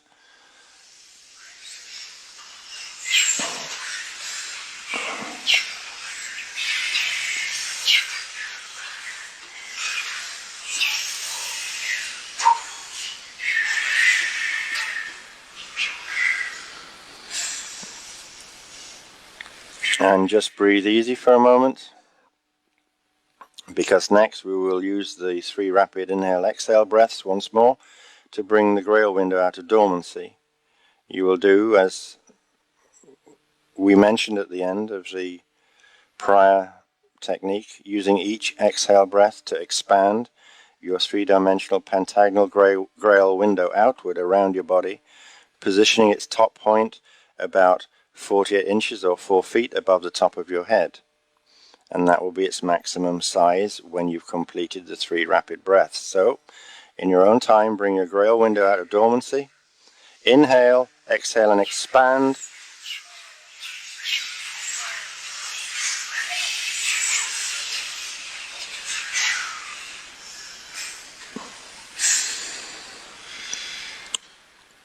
Now, activating the Grail window involves the following.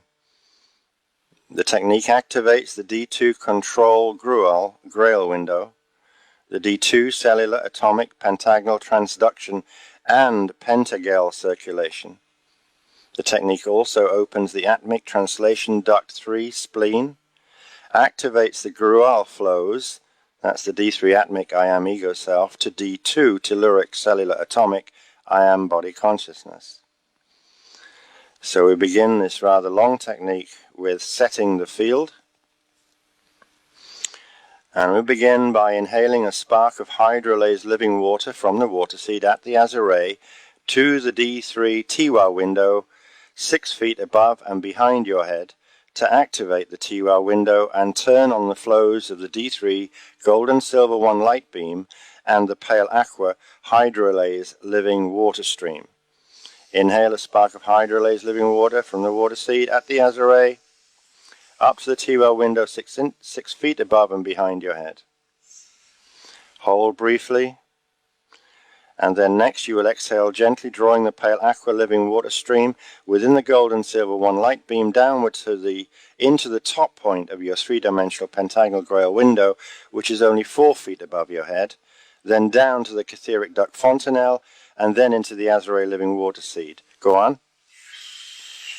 And observe as a tiny gold and silver aqua orb forms in the center of the water seed as a living water stream within the gold and silver 1 light beam interfaces with the Azure. Inhale into the Azure water seed and hold the breath at the top, using the breath to hold and harness the tiny gold and silver aqua orb within the center of the water seed. You will next exhale firmly, using the breath to enlarge and expand the tiny gold and silver aqua orb outward from the Azure water seed until the orb surrounds your 3-dimensional pentagonal grail window.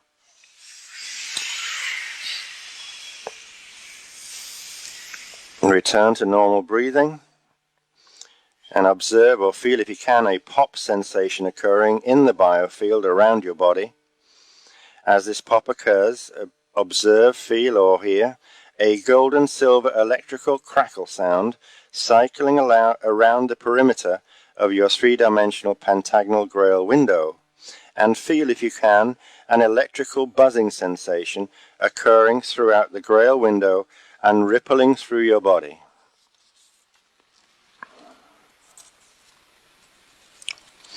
Just breathe easy for a second or 3.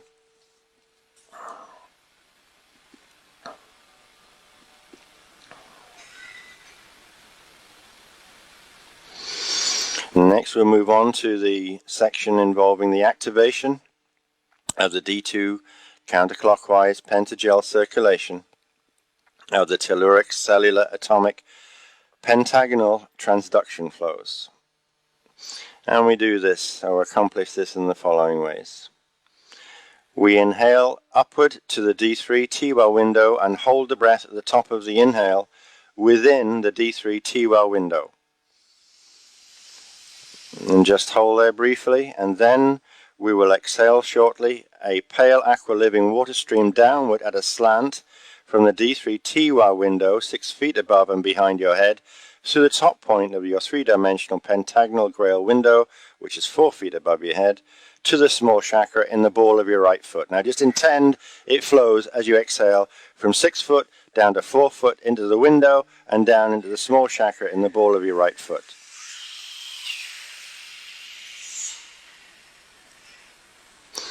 Now at this point you might want to raise your palms up to shoulder level if you feel inclined. You don't have to, but you might like it. Next, inhale this pale aqua living water stream upward at a slant from the ball of your right foot to the palm chakra of your left palm. Inhale, good, and then exhale in a moment, using the breath to push the living water stream from the left palm horizontally across your chest to the palm chakra in the center of your right palm. And next, inhale while pushing the living water stream downward at an angle from the right palm chakra to the small chakra in the ball of your left foot. Inhale and do that. Right. Now, that's right. Inhale while you're doing that. That's correct. Now exhale, using the breath to draw the living water stream upward at an angle from the ball of your left foot back up to the D3 TWOW window above and behind your head, completing the circuit of the D2 counterclockwise pentagel circulation. And then just breathe easy.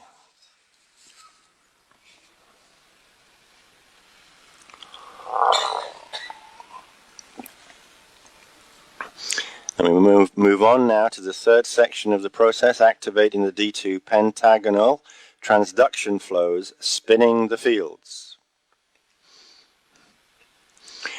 Begin by inhaling into the Azure water seed and holding this breath at the top to build charge.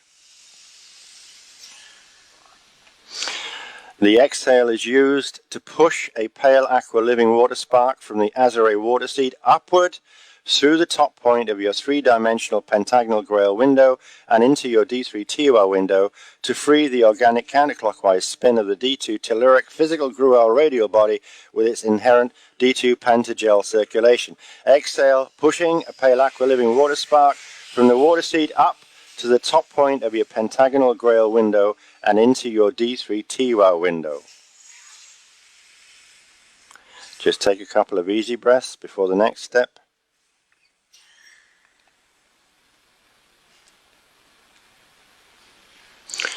Just breathe easy. I'm going to read, there is one step and one to follow. I'm going to read the one to follow. Next step would be an inhale. I'm going to read the one that follows that. It reads, raise the left arm fully. This is while you're holding the breath at the top. Raise the left arm fully over your head. Then exhale forcefully while using the left hand on an extended arm to push over the head towards the right. This is what Ash and I demonstrated on stage earlier. In synchronization with the release of the exhale. So you're pushing as if to mimic using the breath to begin the counterclockwise rotation. And this is manually setting the D2 telluric physical Gruel radial body and pentagel circulation into its organic counterclockwise spin while keeping the D2 Gruel three-dimensional pentagonal grail window stationary. Okay, so go take the inhale now and hold at the top. You're breathing into the pentagonal grail window 4 feet above your head. That's where you're holding. Now raise your left arm above your head, and when you exhale, you're going to synchronize this. You're going to push your left towards the right across the top of your head, so it's synchronized to manually set the D2 telluric's physical Gruel radial body into its clockwise spin. Go. And then quickly observe as the D2 Gruel radial body and pentagel circulation begin a slow counterclockwise spin. The top point of the D2 pentagel star slowly beginning rotation towards the right. Now visualize or intend this slow beginning motion moving from above your head, from the left as it were, across to the right shoulder, moving down towards the right waist, moving down on past the right calf, slowly approaching the right foot. Now, when this point reaches the position of the right foot, inhale quickly upward from below the feet, using the breath to draw the top point. It's facing down, this point, drawing that upward and from the feet towards the left arm and upward, drawing that very original top point up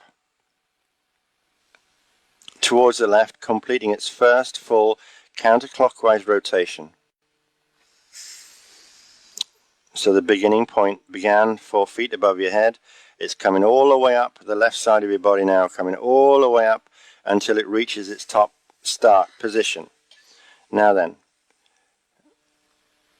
the next step is to repeat 3 more of these breaths exactly the same. So you inhale first and hold and build charge. Then you exhale and push the point 4 feet above your head down, across your right shoulder and down the right side of your body. You sense when it approaches your right foot and you inhale and essentially help to pull it up back to its top start position. And repeat that process twice more, please.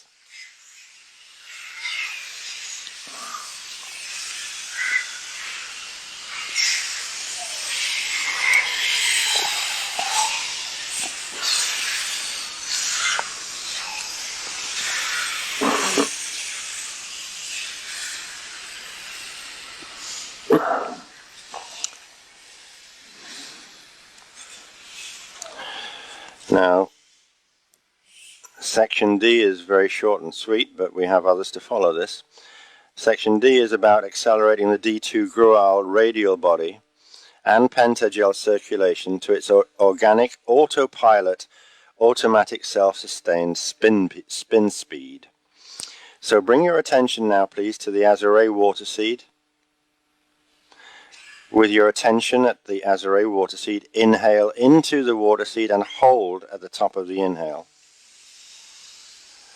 Hold. You're going in a minute to exhale gently, using the breath to push a 12-point starburst of living water hydrolase from the Azure water seed outward into the 12 Illyrian chambers of your Ager hydroacoustic body. As you exhale the 12-point starburst of living water outwards through the 12 Illyrian chambers, feel the spin speed of your D2 Graal radial body and pentagal circulation naturally and automatically increase, whilst your 3D dimensional pentagonal Grail window remains stationary.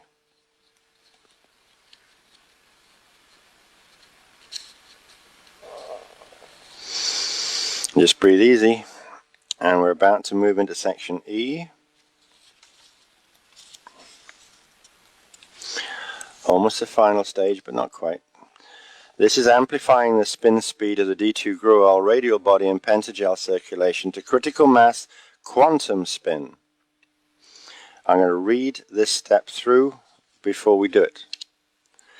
You will next engage, please, a cycle of 12 spin speed escalation breaths, using the same process of the D2 counterclockwise spin breaths, which is the exhale down right and the inhale up left, but implement the power of spin speed escalation progression by mentally using the verbal affirmation command of the power of 1, the power of 2, the power of 3, etc., up to the power of 12, employing this affirmation command in the following way. Exhale 1 down right and mentally intone the words the power of, and in this case of the first exhale, the power of 1, as you send the top point of your D2 pentagal star counterclockwise downward right from its top up position over your head, rotating in a counterclockwise downward, blah blah blah. We know that part. Okay, and then you will then do the inhale 1 up left and mentally intone the number count 1. So, simplified, we're going to do what we've just done, but on the first breath, we're going to inhale first, then exhale, and we're going to say the power of 1, and push down the right side of the body to the foot, and then we're going to inhale up to the left, and we will mentally intone the number count 1 again. So, power of 1. And we'll bring the pentagal back up to above our heads, and then the next thing we'll do is we'll inhale and exhale again, pushing down to the right, and we will say the power of 2. Push down to the foot, inhale, power of 2. Come up to the top start position again. Do the inhale, exhale, push down the right side, power of 3. Okay? We're all clear? Now you're going to do that 12 times. Start out quite slowly, because you'll find that as you do this, the natural tendency in your field, the quickening will reflect in your breathing, and you don't want to go too quick too soon because you'll be getting to going like that. Okay? Take advice from someone who knows. Now, beloveds, do you understand? All right. So then, in your own time, you're going to use the self-same breaths, beginning with inhale, exhale, power of 1 down the right side, gets the right foot. Inhale, pull up, commanding power of 1 until it comes back to start. Then inhale, exhale, down the right side, power of 2, and so on until you've completed power of 12 and brought your pentagal circulation and your Graal radial body and all the structures relating to it back to the start position.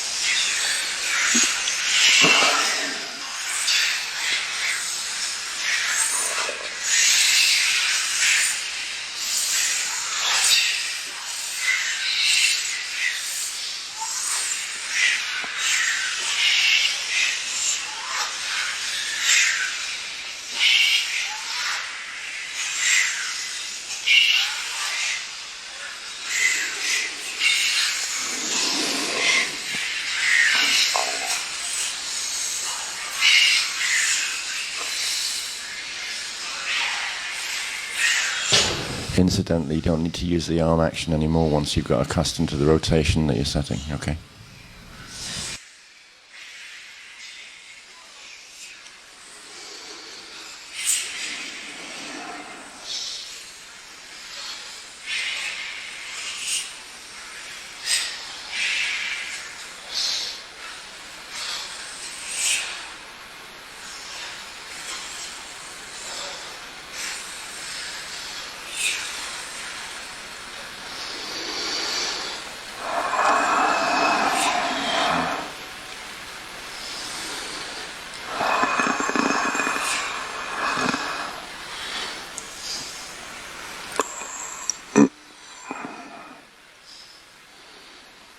Good job, everybody.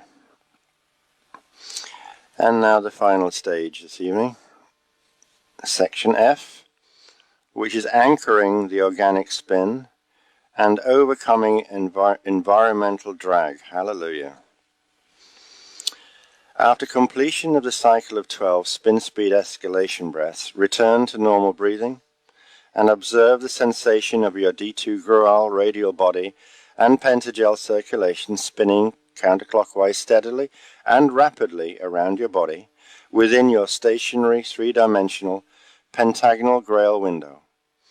The inorganic D2 reverse clockwise spin that currently exists within a portion of Earth's split D2 radial body field will create an environmental drag and will attempt to reverse the spin of the manually set D2 counterclockwise organic spin of your D2 Grual radial body and pentagel circulation.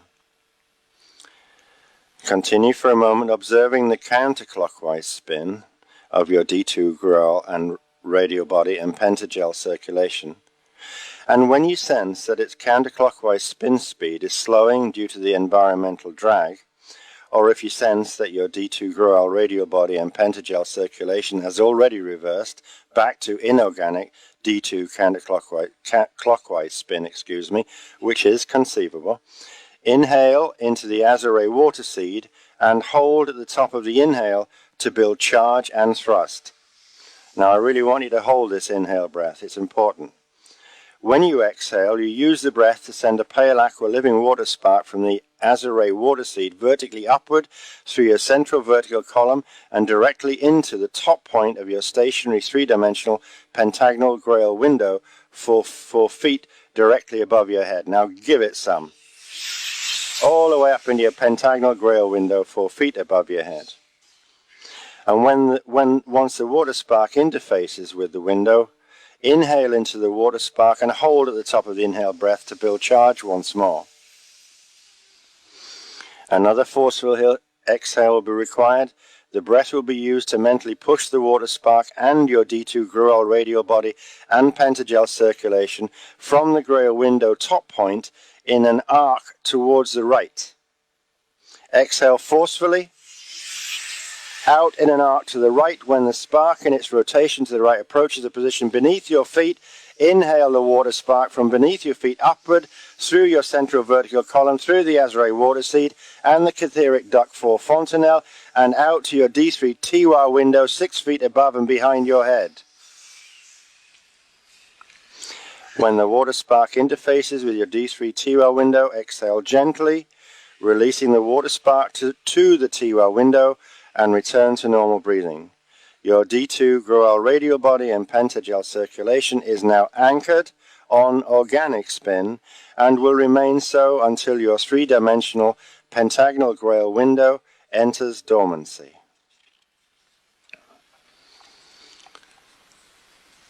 And a closing note, your D2 Grual window, D2 cellular atomic pentagonal transduction flows and Grual flows, the D3 atomic I am ego self to D2 telluric cellular atomic I am body consciousness are all now activated, and your D2 Grual radial body and pentagel circulation is activated and anchored at critical mass quantum spin within your stationary 3D dimensional pentagonal Grail window. The D2 Grual radial body and pentagel circulation activation and opening and activation of your three-dimensional pentagonal grail window are permanent.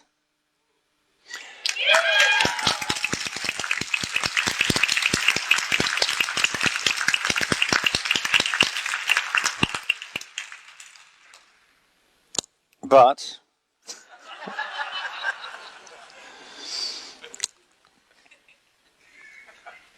cancel that.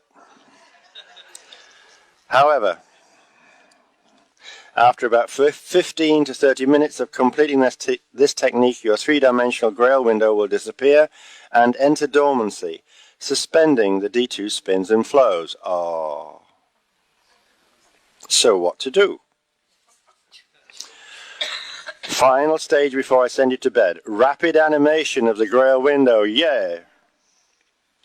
In the future, to bring your three-dimensional pentagonal grail window out of dormancy and your D2 spins and flows out of suspension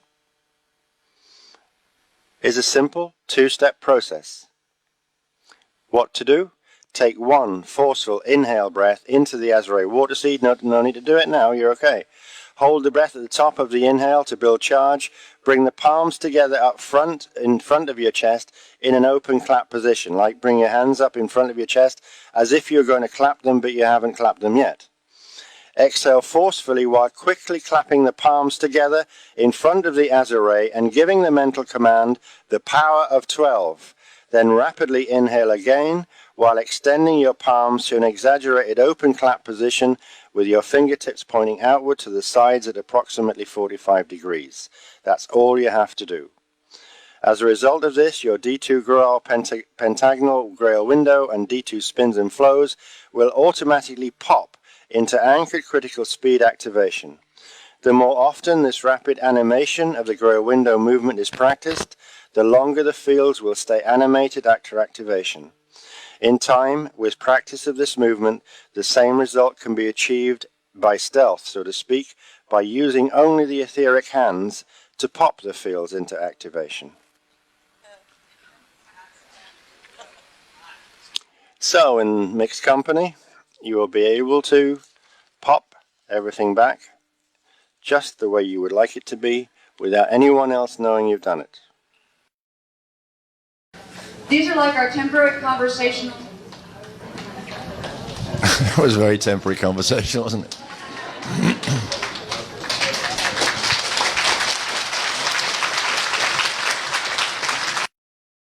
Been pretty decent as far as staying on schedule, and they were giving me things 2 weeks before. I had a feeling FOLs are going to be a little different, where they're on security clearance, and I thought when I went up I would get a nice little nap so I'd be refreshed. Good luck with that, right? I've been on the computer the whole time, and so if I seem a bit tired or spacey, that's why I was tired and spacey when I came in the first time. But that doesn't stop us from going. What they first of all want to do is we're getting in here just about in time to go back outside again for the 12-12 pulse, because that is releasing. All right, that first, how do we pronounce it again? I'm just going to call it solar-lunar transmission pulse. As we get into the program, when we come back in, we will have just a few Mylars to get through this evening, just a few.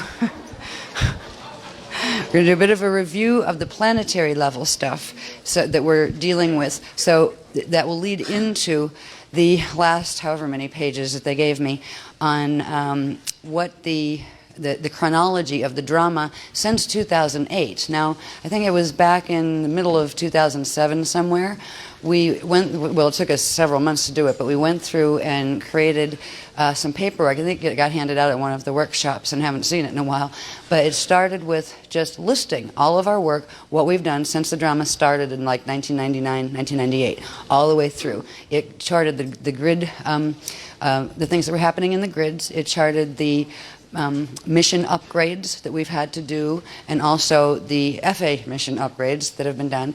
Well, they had me do the rest of that from middle of 2007 all the way through, and I think we're on like, the last one is mission upgrade number 39? 39, I think. Yeah, I mean, there was a huge amount of them. They wanted us to do this so we could see what tonight is about, because there's a lot going on as far as what is happening at this workshop. Whenever they give me very little information about a workshop, for the itinerary or for description, I have a feeling it's a really big one as far as what the grid stuff going down is. And this was following that pattern, because there's some really exciting things taking place, because there are some new people and some people who had parts of this and parts of that, as far as understanding the rods and the rod splits and that kind of thing that we talk about as far as the earth body and those kind of things. We will go through a brief run like we did in St. Kitts to bring us up to scope as far as understanding more clearly of what the sinkholes are, who's doing what with what. Then we will go into reading what the drama is about and what we are going to be participating in this particular workshop set. And you'll get that best by having some of the visuals first, and like the visual chain of understanding how those pieces of the earth stuff fit together. So when you hear them referred to in the reading, because I'm going to have to read the other part, it's like all tight block text. I'll put it up on Mylar so you can read it too, but we'll be reading it off the paper. You will see progressively what 2008's work has been about. I didn't even get a chance to pull out of the computer yet the 2007 ones, because I have to pull it and then paste up to put it in with the one that left off somewhere in the middle of 2007. So those aren't even fully paginated, but we'll take it from the start of 2008 and where we were at then, so we can see what this is about. And this is a really, really big workshop as far as grid work happening, and it's exciting to be a part of it. Once we get done with that block, we'll take just a regular comfort break, because the break we're going to take now isn't really a break. It's just the 12 minutes outside to try to find the moon. I mean, I'm looking at where can you see it from here? But if we can go by the pool, we can't go in the pool thing because it closes at 11, I believe. We didn't have the special permissions in advance to go in, so I don't know if they would allow us to do that. And unless Haldoon or somebody is here that could arrange it quick, we probably just need to mill around. We don't have to do anything like as a big cluster together. But the idea is when we go out for 12:12, and what is it now? It's like 11:45 at this point. When we go out, it is just simply a breathing with your Christ Star vehicle, the Rosh Hashanah Christ Star down, just breathing gently and absorbing the moonlight from the air, because it's going to come through with that 12:12 pulse. It is the first solar lunar transmission pulse. There's a part of the writings that were given explain a bit more of what that is and why it's important and significant. So we'll understand more about that by the time we come in and finish the first part of the Mylar program that takes us up to those writings. Then, if we're still alive and awake, right, by the time we get through that, most of the diagrams and stuff are the ones that are on the planetary grids and those kind of things. When we get to the second part, that's where we're going to go back into the bodies a bit more and understanding the light quotient and the processes involved, that we kind of like an overview of the processes that we have learned about through the sliders classes, the last 3 sliders classes, to bring us up to the point where we understand a bit more about what is going to be happening in the activations that we're getting, and especially to understand that light quotient, because that was kind of a vague concept, and it's been thrown around and bantered about in the New Age movement for a long time without any real explanation of it. So we got a really good explanation of it, more in-depth, in the St. Kitts workshop. So it will be more in-depth there, but it will be enough for people who weren't there to get a bit more of a gist of what it's about, and then be able to see the percentages it requires to do certain functions like slide 2 translocation and those kind of things. What the exciting thing is that we're getting a grid amp tonight. It's a 4-year jump again. And here we go again. What we will be achieving by the end of the activations in this workshop, when you go home, everyone present, and that implies to, even if a person happened to be born Illuminati Leviathan lines, where you have a heavy saturation of Shona light in your body as opposed to the living light Shalaya, even those on the host will be able to go up to a 75% light quotient. Yeah. Yep. And this is very significant, because that is the minimum required to be able to do a slide 2 translocation. Yeah. So it means the people that are here in this room will be able to if they ever pull the shield, like an emergency where things that are going right now, they're actually going in Guardian favor for a change for the first time in 8 years. But if anything happens between now and 223, I think it still is, 2-3 years from now, they will pull the shield, and it means the people that they're doing these activations are getting the acceleration that if they had to pull it like Monday morning, you would be able to go. Same applied to the people in the St. Kitts workshop where they just started. It's almost like getting a level 4 minister ordination all at once, even if you never had one before, right? So it's very, very powerful activations that are coming through. That is why they want us to catch them live when this first solar lunar pulse comes through. And it's coming through. It's a first pulse of energy radiation, light radiation, that is coming through into Net Earth's core, from the core of Ashale, not just median Earth, but Ashale as well. And it literally goes through in like nanosecond burst, and I have a feeling it's like a starburst. I don't think it's just like one little zip. I think it's a starburst effect.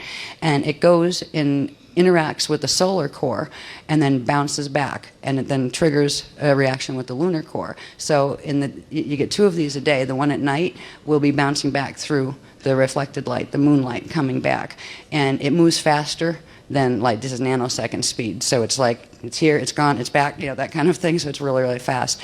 It will last, and they will continue to build in the Earth's, in the net Earth's grids and things like that through from now until the end of the host down here, which should be, if things go well, 2230 AD. And a lot of us will probably be out of here by then, where some of us will bardo out if we can only get our bodies to a certain level of light quotient. At least we know now. I mean, at this point, you should be able to slide, but there are still things in the body that have to be like healed. And that's why they're bringing in the healers in this particular workshop, the last 2 ones of our team that will assist us in the slide, where they will work with the bodies for healing purposes. Like if you have missing organs, or if you had an organ transplant, or things like this, all of those things affect your light quotient. Organ transplants, for example, you're taking on somebody else's biological coding, the encryption. So that would be something that would not be particularly resonant with your own. It would be like the donated Vibody cell, for example, where you have another encryption that would have to transmute, and you'd have to become free from. And you can't exactly say, well, I'm going to take it out, whatever it is, if you had a transplant, You need to keep it there, but you can work with it to get it to the point where when you are ready for a slide, you can go through a healing process very quickly, where you do get to bring the body out and literally set free the organ in it. Now, they haven't said whether you have to, if you had an organ transplant or anything, whether you have to bardo out, at the end or not. But I don't think it's always necessary. I think there are things that they can do to reset the original, almost like, I don't know if you could physically regrow a new one of your own, but that's what would happen in the process of literally going through, turning to light, and coming back out on the other side, where you would free the one that wasn't yours, and literally the pattern that belonged to you. And this we can't do by ourselves. This requires work with directly with the Ashale healers, the Akwi healers from Ashale. But they have healing temples specifically for that. There's going to be times when, as the grids progressively become able, the planetary grids, able to open the slide zones, which are the safe zones, there will literally be there are slide cities that temporarily slide into a certain level, and slide zones on Earth slide up to meet them there, and then there's this transfiguration or partial transfiguration that occurs that allows transport in between the 2 sets of planes. Because what we're dealing with here are sets of interwoven planes of what used to be one planetary body to start with, that was Amente Earth, the Amente Rescue Mission Earth, that was hosted into Ashale, which was the natural Stargate 3 in the in the Milky Way system, but the Milky Way itself has fell. We went into this in the Amsterdam workshop.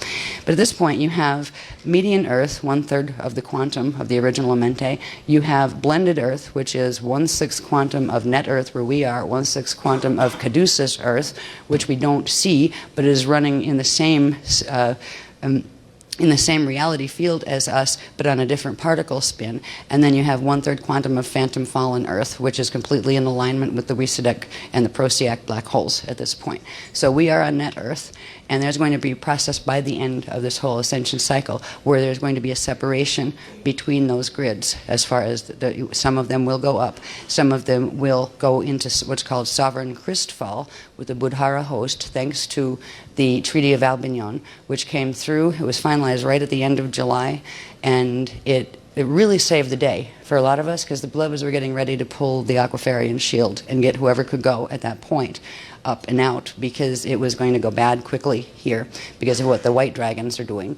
And we'll read some of that. We'll see the progression of what those events were. But fortunately, that treaty did come through, and because of that treaty, the activations that have taken place since then have been enabled, and what we're going to do tonight has been enabled, which will enable a final huge hurrah victory for the Sarasota workshop in April, which is literally where we get to, we will be able to pull back the Watchtower Shield, because part of the Watchtower Shield has actually been compromised a long time ago by the Green Dragons first.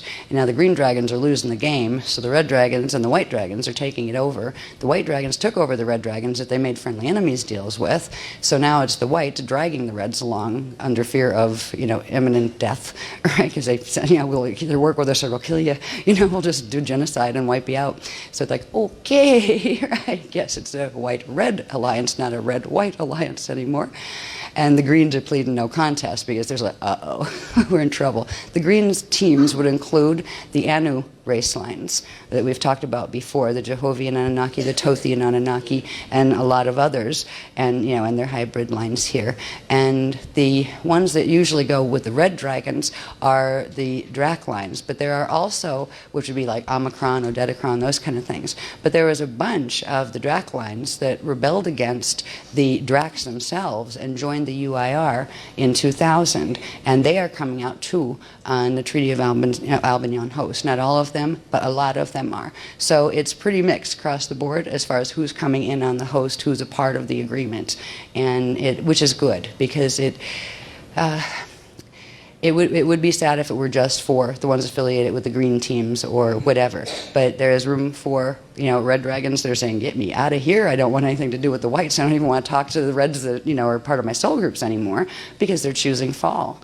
And it's a lot scarier for them, actually, because they're the ones under immediate death threat, and they have the genetic weaknesses, or vulnerabilities, I don't call it weaknesses, but vulnerabilities to those family lines where they can run codes and they can body snatch and that kind of thing. So they're under, a lot of protection at this point from the Christ Councils and the Christfall Buddhara. The Christfall Buddhara are working the Christ agenda, but they are in a fall matrix. We talked about how they fell a long time ago in order to protect us and try to stop some of this from happening. They chose a fall to try to block and hold the gates so the Borgia Buddhara, the Borgia and the Borgia Buddhara didn't raid over here. And they fell in the process, and they've stayed there to monitor the gates the whole time. So they are working directly, holding the host for the ones who cannot make median earth or higher ascension.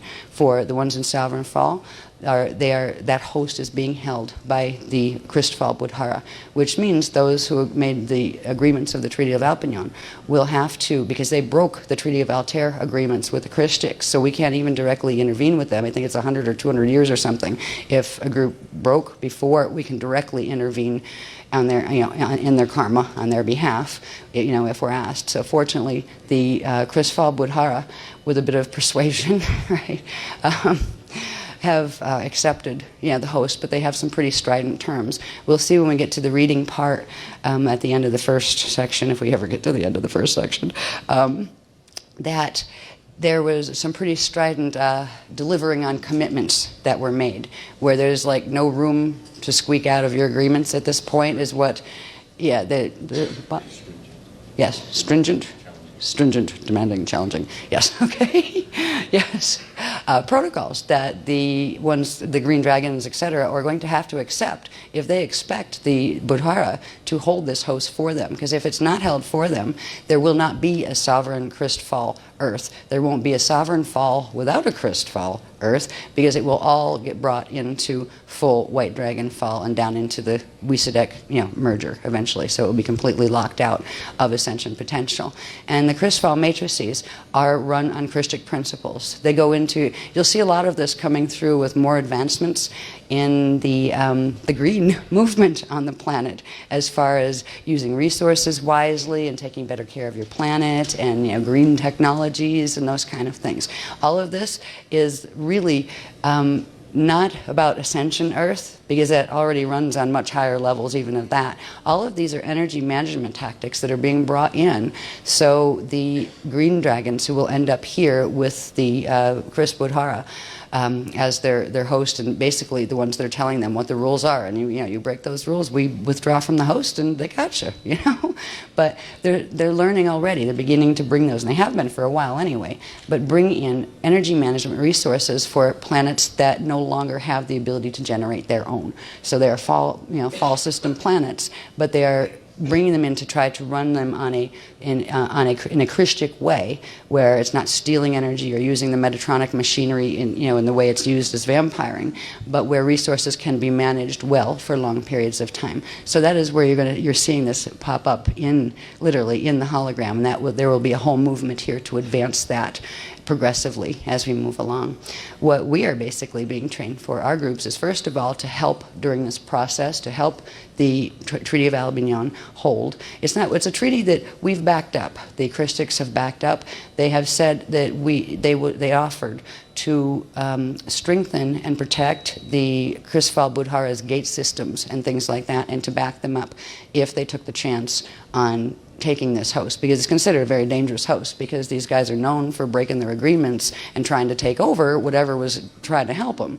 So the Budhara were not really happy about the thought of having to engage to the level where they'd have to open their gates to allow energy to come in to sustain enough frequency in the grids here that it didn't get pulled into Phantom Earthfall and the rest of it. So the Christ backed them up with that. So we will help the Budhara, so the Budhara can help the Greens. And that way we kind of also get around that little 100 or so year rule that if you broke Emerald Covenant agreements, that we can't review them, and your petitions for help, especially if you betrayed them big time. And that's what happened in 2000, where it was a big time betrayal of breaking the Treaty of Altair. It kind of gets us in where we can still help completely, but without breaking the protocols of those agreements, because they're like not just galactic, but intergalactic and universal protocols of action of the largest, the large Christ councils and stuff. So yeah, they do need to be honored, and there's reasons for them, basically to keep Christ councils alive, right? So anyway, how are we doing on time? Yeah, it's almost 12. Okay.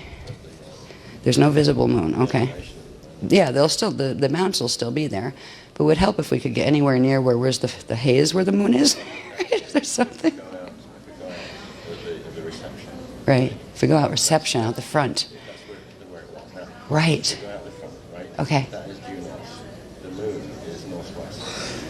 Okay, so we can see it from the front. If we go to the left, up where the little kind of lake and fountain is. Right. How about if we go by the fountain? Can we go by the fountain, remember? Oh, okay, I didn't hear all of what you're saying. Okay. All right, yeah, so we'll go out to the fountain that we've worked at before, out in the front, where you get a clear view. We just have to be quiet so we don't have, security and policemen and things coming up saying, why are there 280 people out at the fountain at midnight? Okay, good. Yeah.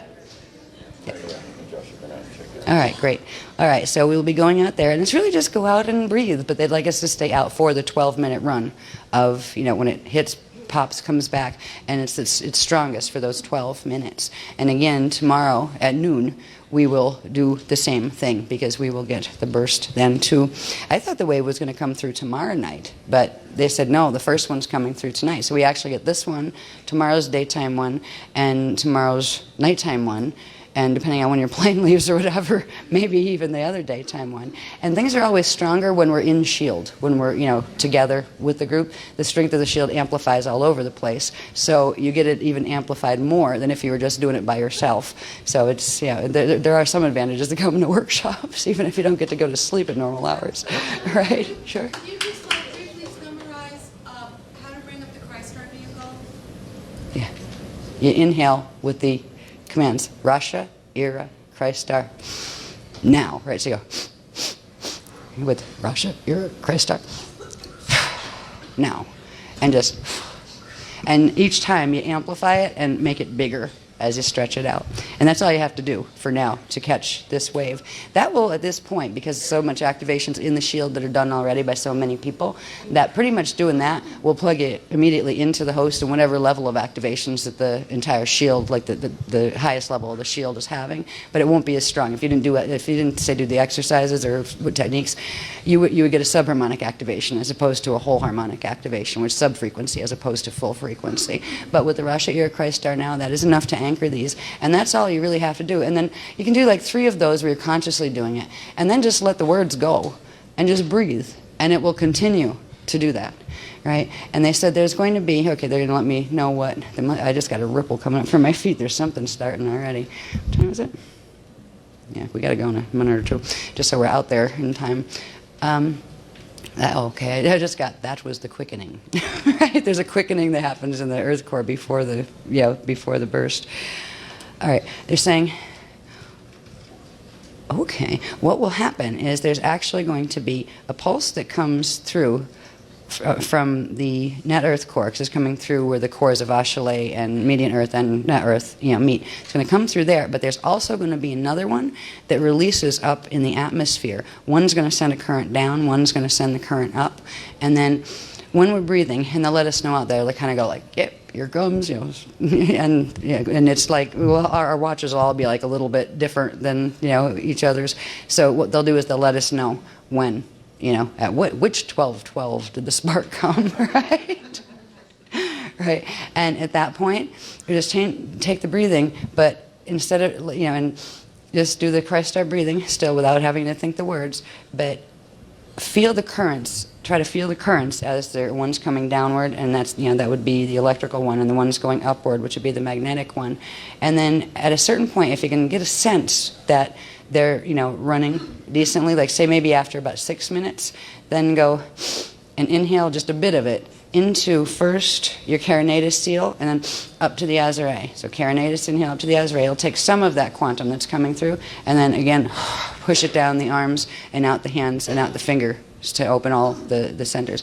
And then just kind of build it. You can play with it for the next 6 minutes as it's coming through and see if you can feel the difference. Because sometimes you can actually feel the difference when you start running it in the arms and hand chakras, where you can actually feel the electromagnetic resistance in the palms and in the fingers. And sometimes it feels like stretchy where you can play with it. So see if you can find those feelings or those effects when it starts to happen. So we'll get out there and just kind of like get in comfortable spot. We're going to be there for 12 minutes. I don't know if there's any really room to sit, but yeah, you can sit around that fountain. We did that once before.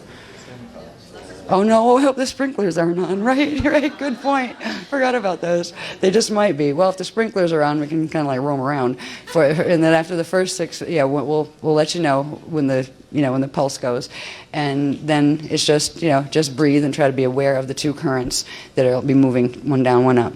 And then after 6 minutes, you can watch your own watches on that, or we'll give a about now type thing. And then that's when you breathe into the carinatus, inhale some of it, then pull it up to the Azare and send it down the palms.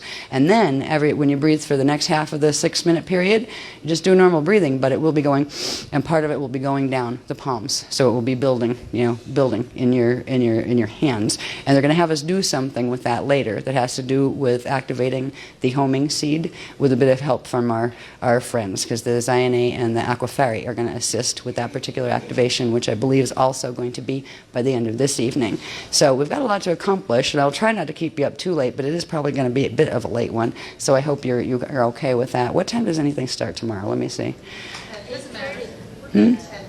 At 10. Right, Saturday. Yeah, I'm going to look at it. I'm easier looking at the words on here. They've moved the arrays back. Ooh.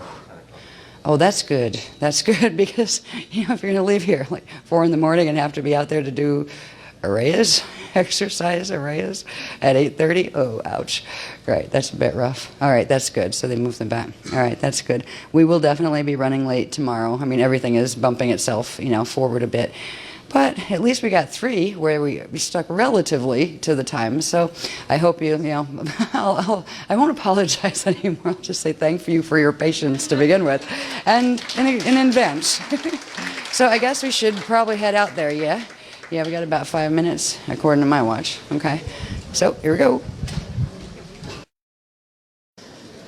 It was a bit nippy out there.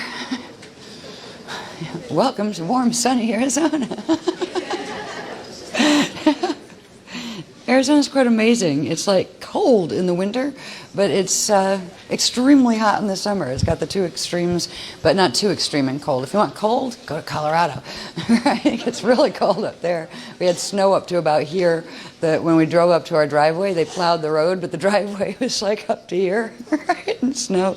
You could see the tops of the trees. They were like 6-foot trees we had planted, and they looked like little bushes just sitting on the top of the snow.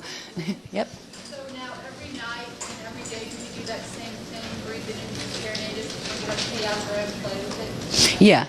Yeah, you can do that. She was asking if like every time you go out to either solar or lunar, we can just call it solaring or lunaring, right? That yes, you would bring it like just do the Christ star breaths for about 3 times, breathe normal for a little bit, and then just feel the current, try to feel the currents running or sense them there, and bring it in through the carinatus again up to the azare and down the palms, and keep that circulation open. Eventually, they're going to teach us how to dance with them and to like make. Yeah, but that's a while away, I think. Maybe not, though. Maybe it's in Sarasota. I don't know. Because, yeah, they started that with the Aleas, the ones where we were doing the light sticks in St. Kitts, which was kind of wild. Right. Alrighty. There's a few more people. Okay. Everybody in? Yeah.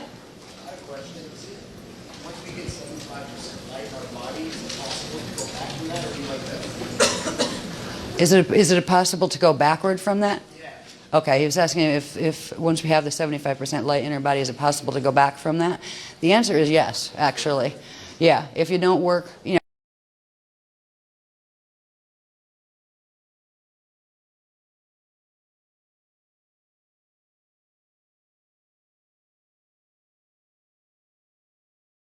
Leave the trail of where we're going before we get to the reading, and the trail of visuals that creates a wave of condensed understanding. This is just to show the Starfire cycle that we are now in. We started out over here in FOL 08. We finished the stage 1 Kalihara cycle, entered the Kali Christus cycle, first part, which is this one right here. We're in this band right here. Start FOL 08, and it will go to, what does it go to? 2023? I forget. I don't have it written on here in a way that I can see it. But it's halfway between, this is 2047 over here, so it's half from now. I have to do the math. I think it's 2023, I think, but I'm not sure. So this is the cycle we're in right now. We still have all this way to go, and the host cycle ends here. Let's see, host ends 2230. So from 2008, or 2007 actually, it was 223 years. So 2230 is somewhere over here, I think. Yeah, somebody typeset this really nice for me, and my eyes are used to looking at the scribbles, so I can't read it, right? You know, where your eye knows how to go to it because you've looked at it before. Anyway, we still have to go through this. This will get us to the Mashaya fold, and then we move up through up to here, I think, and I think that's where the date is. I need to put the dates in bigger. I had them written in, you know, a bit like scribbled a bit larger so I could see them from the little tiny numbers. But anyway, that's just to remind us that we are in this last Starfire ascension cycle. It's a natural ascension cycle, but it was triggered because of the progressive damage to the Earth's grids that came from a very long history of things that have occurred here that we've really studied a lot of over the years, over the last 8 years, and because of the events that have taken place between 1999 really and now, it has triggered into Starfire Ascension, which is the opportunity for the host to come in, because without it, the Ascension gates would have completely closed. Earth would be going into cataclysmic Earth changes by 2012, and we'd all become basically extinct and floating around down here and stuck in a fall system. So, fortunately, there were Aquari humans still on planet. There were people interested in remembering the Azerite teachings and their connection with the Aquari Azerite families. and came to the workshops. We have accomplished keeping it open and alive this long. And because people like you, and a lot of them are you guys, because some of you have been with us for a long time, it is the work that we've been doing to anchor what the beloveds are doing with the host that brought the host here in the first place. It is a commission that will last for as long as we can last as the Aquafarian Shield team. We are the host shield. We are the only ones on the planet that are anchoring the host into this planet. And we are all being appointed as like a fourth level, Melchizedek minister ordination is coming through with this set as well, as far as the activations with this set. So if you didn't, we had that too in kits, and if you weren't there, it's coming through on this one too. So people from here, you get your, they're giving you the level 4. They're giving us all the level 4.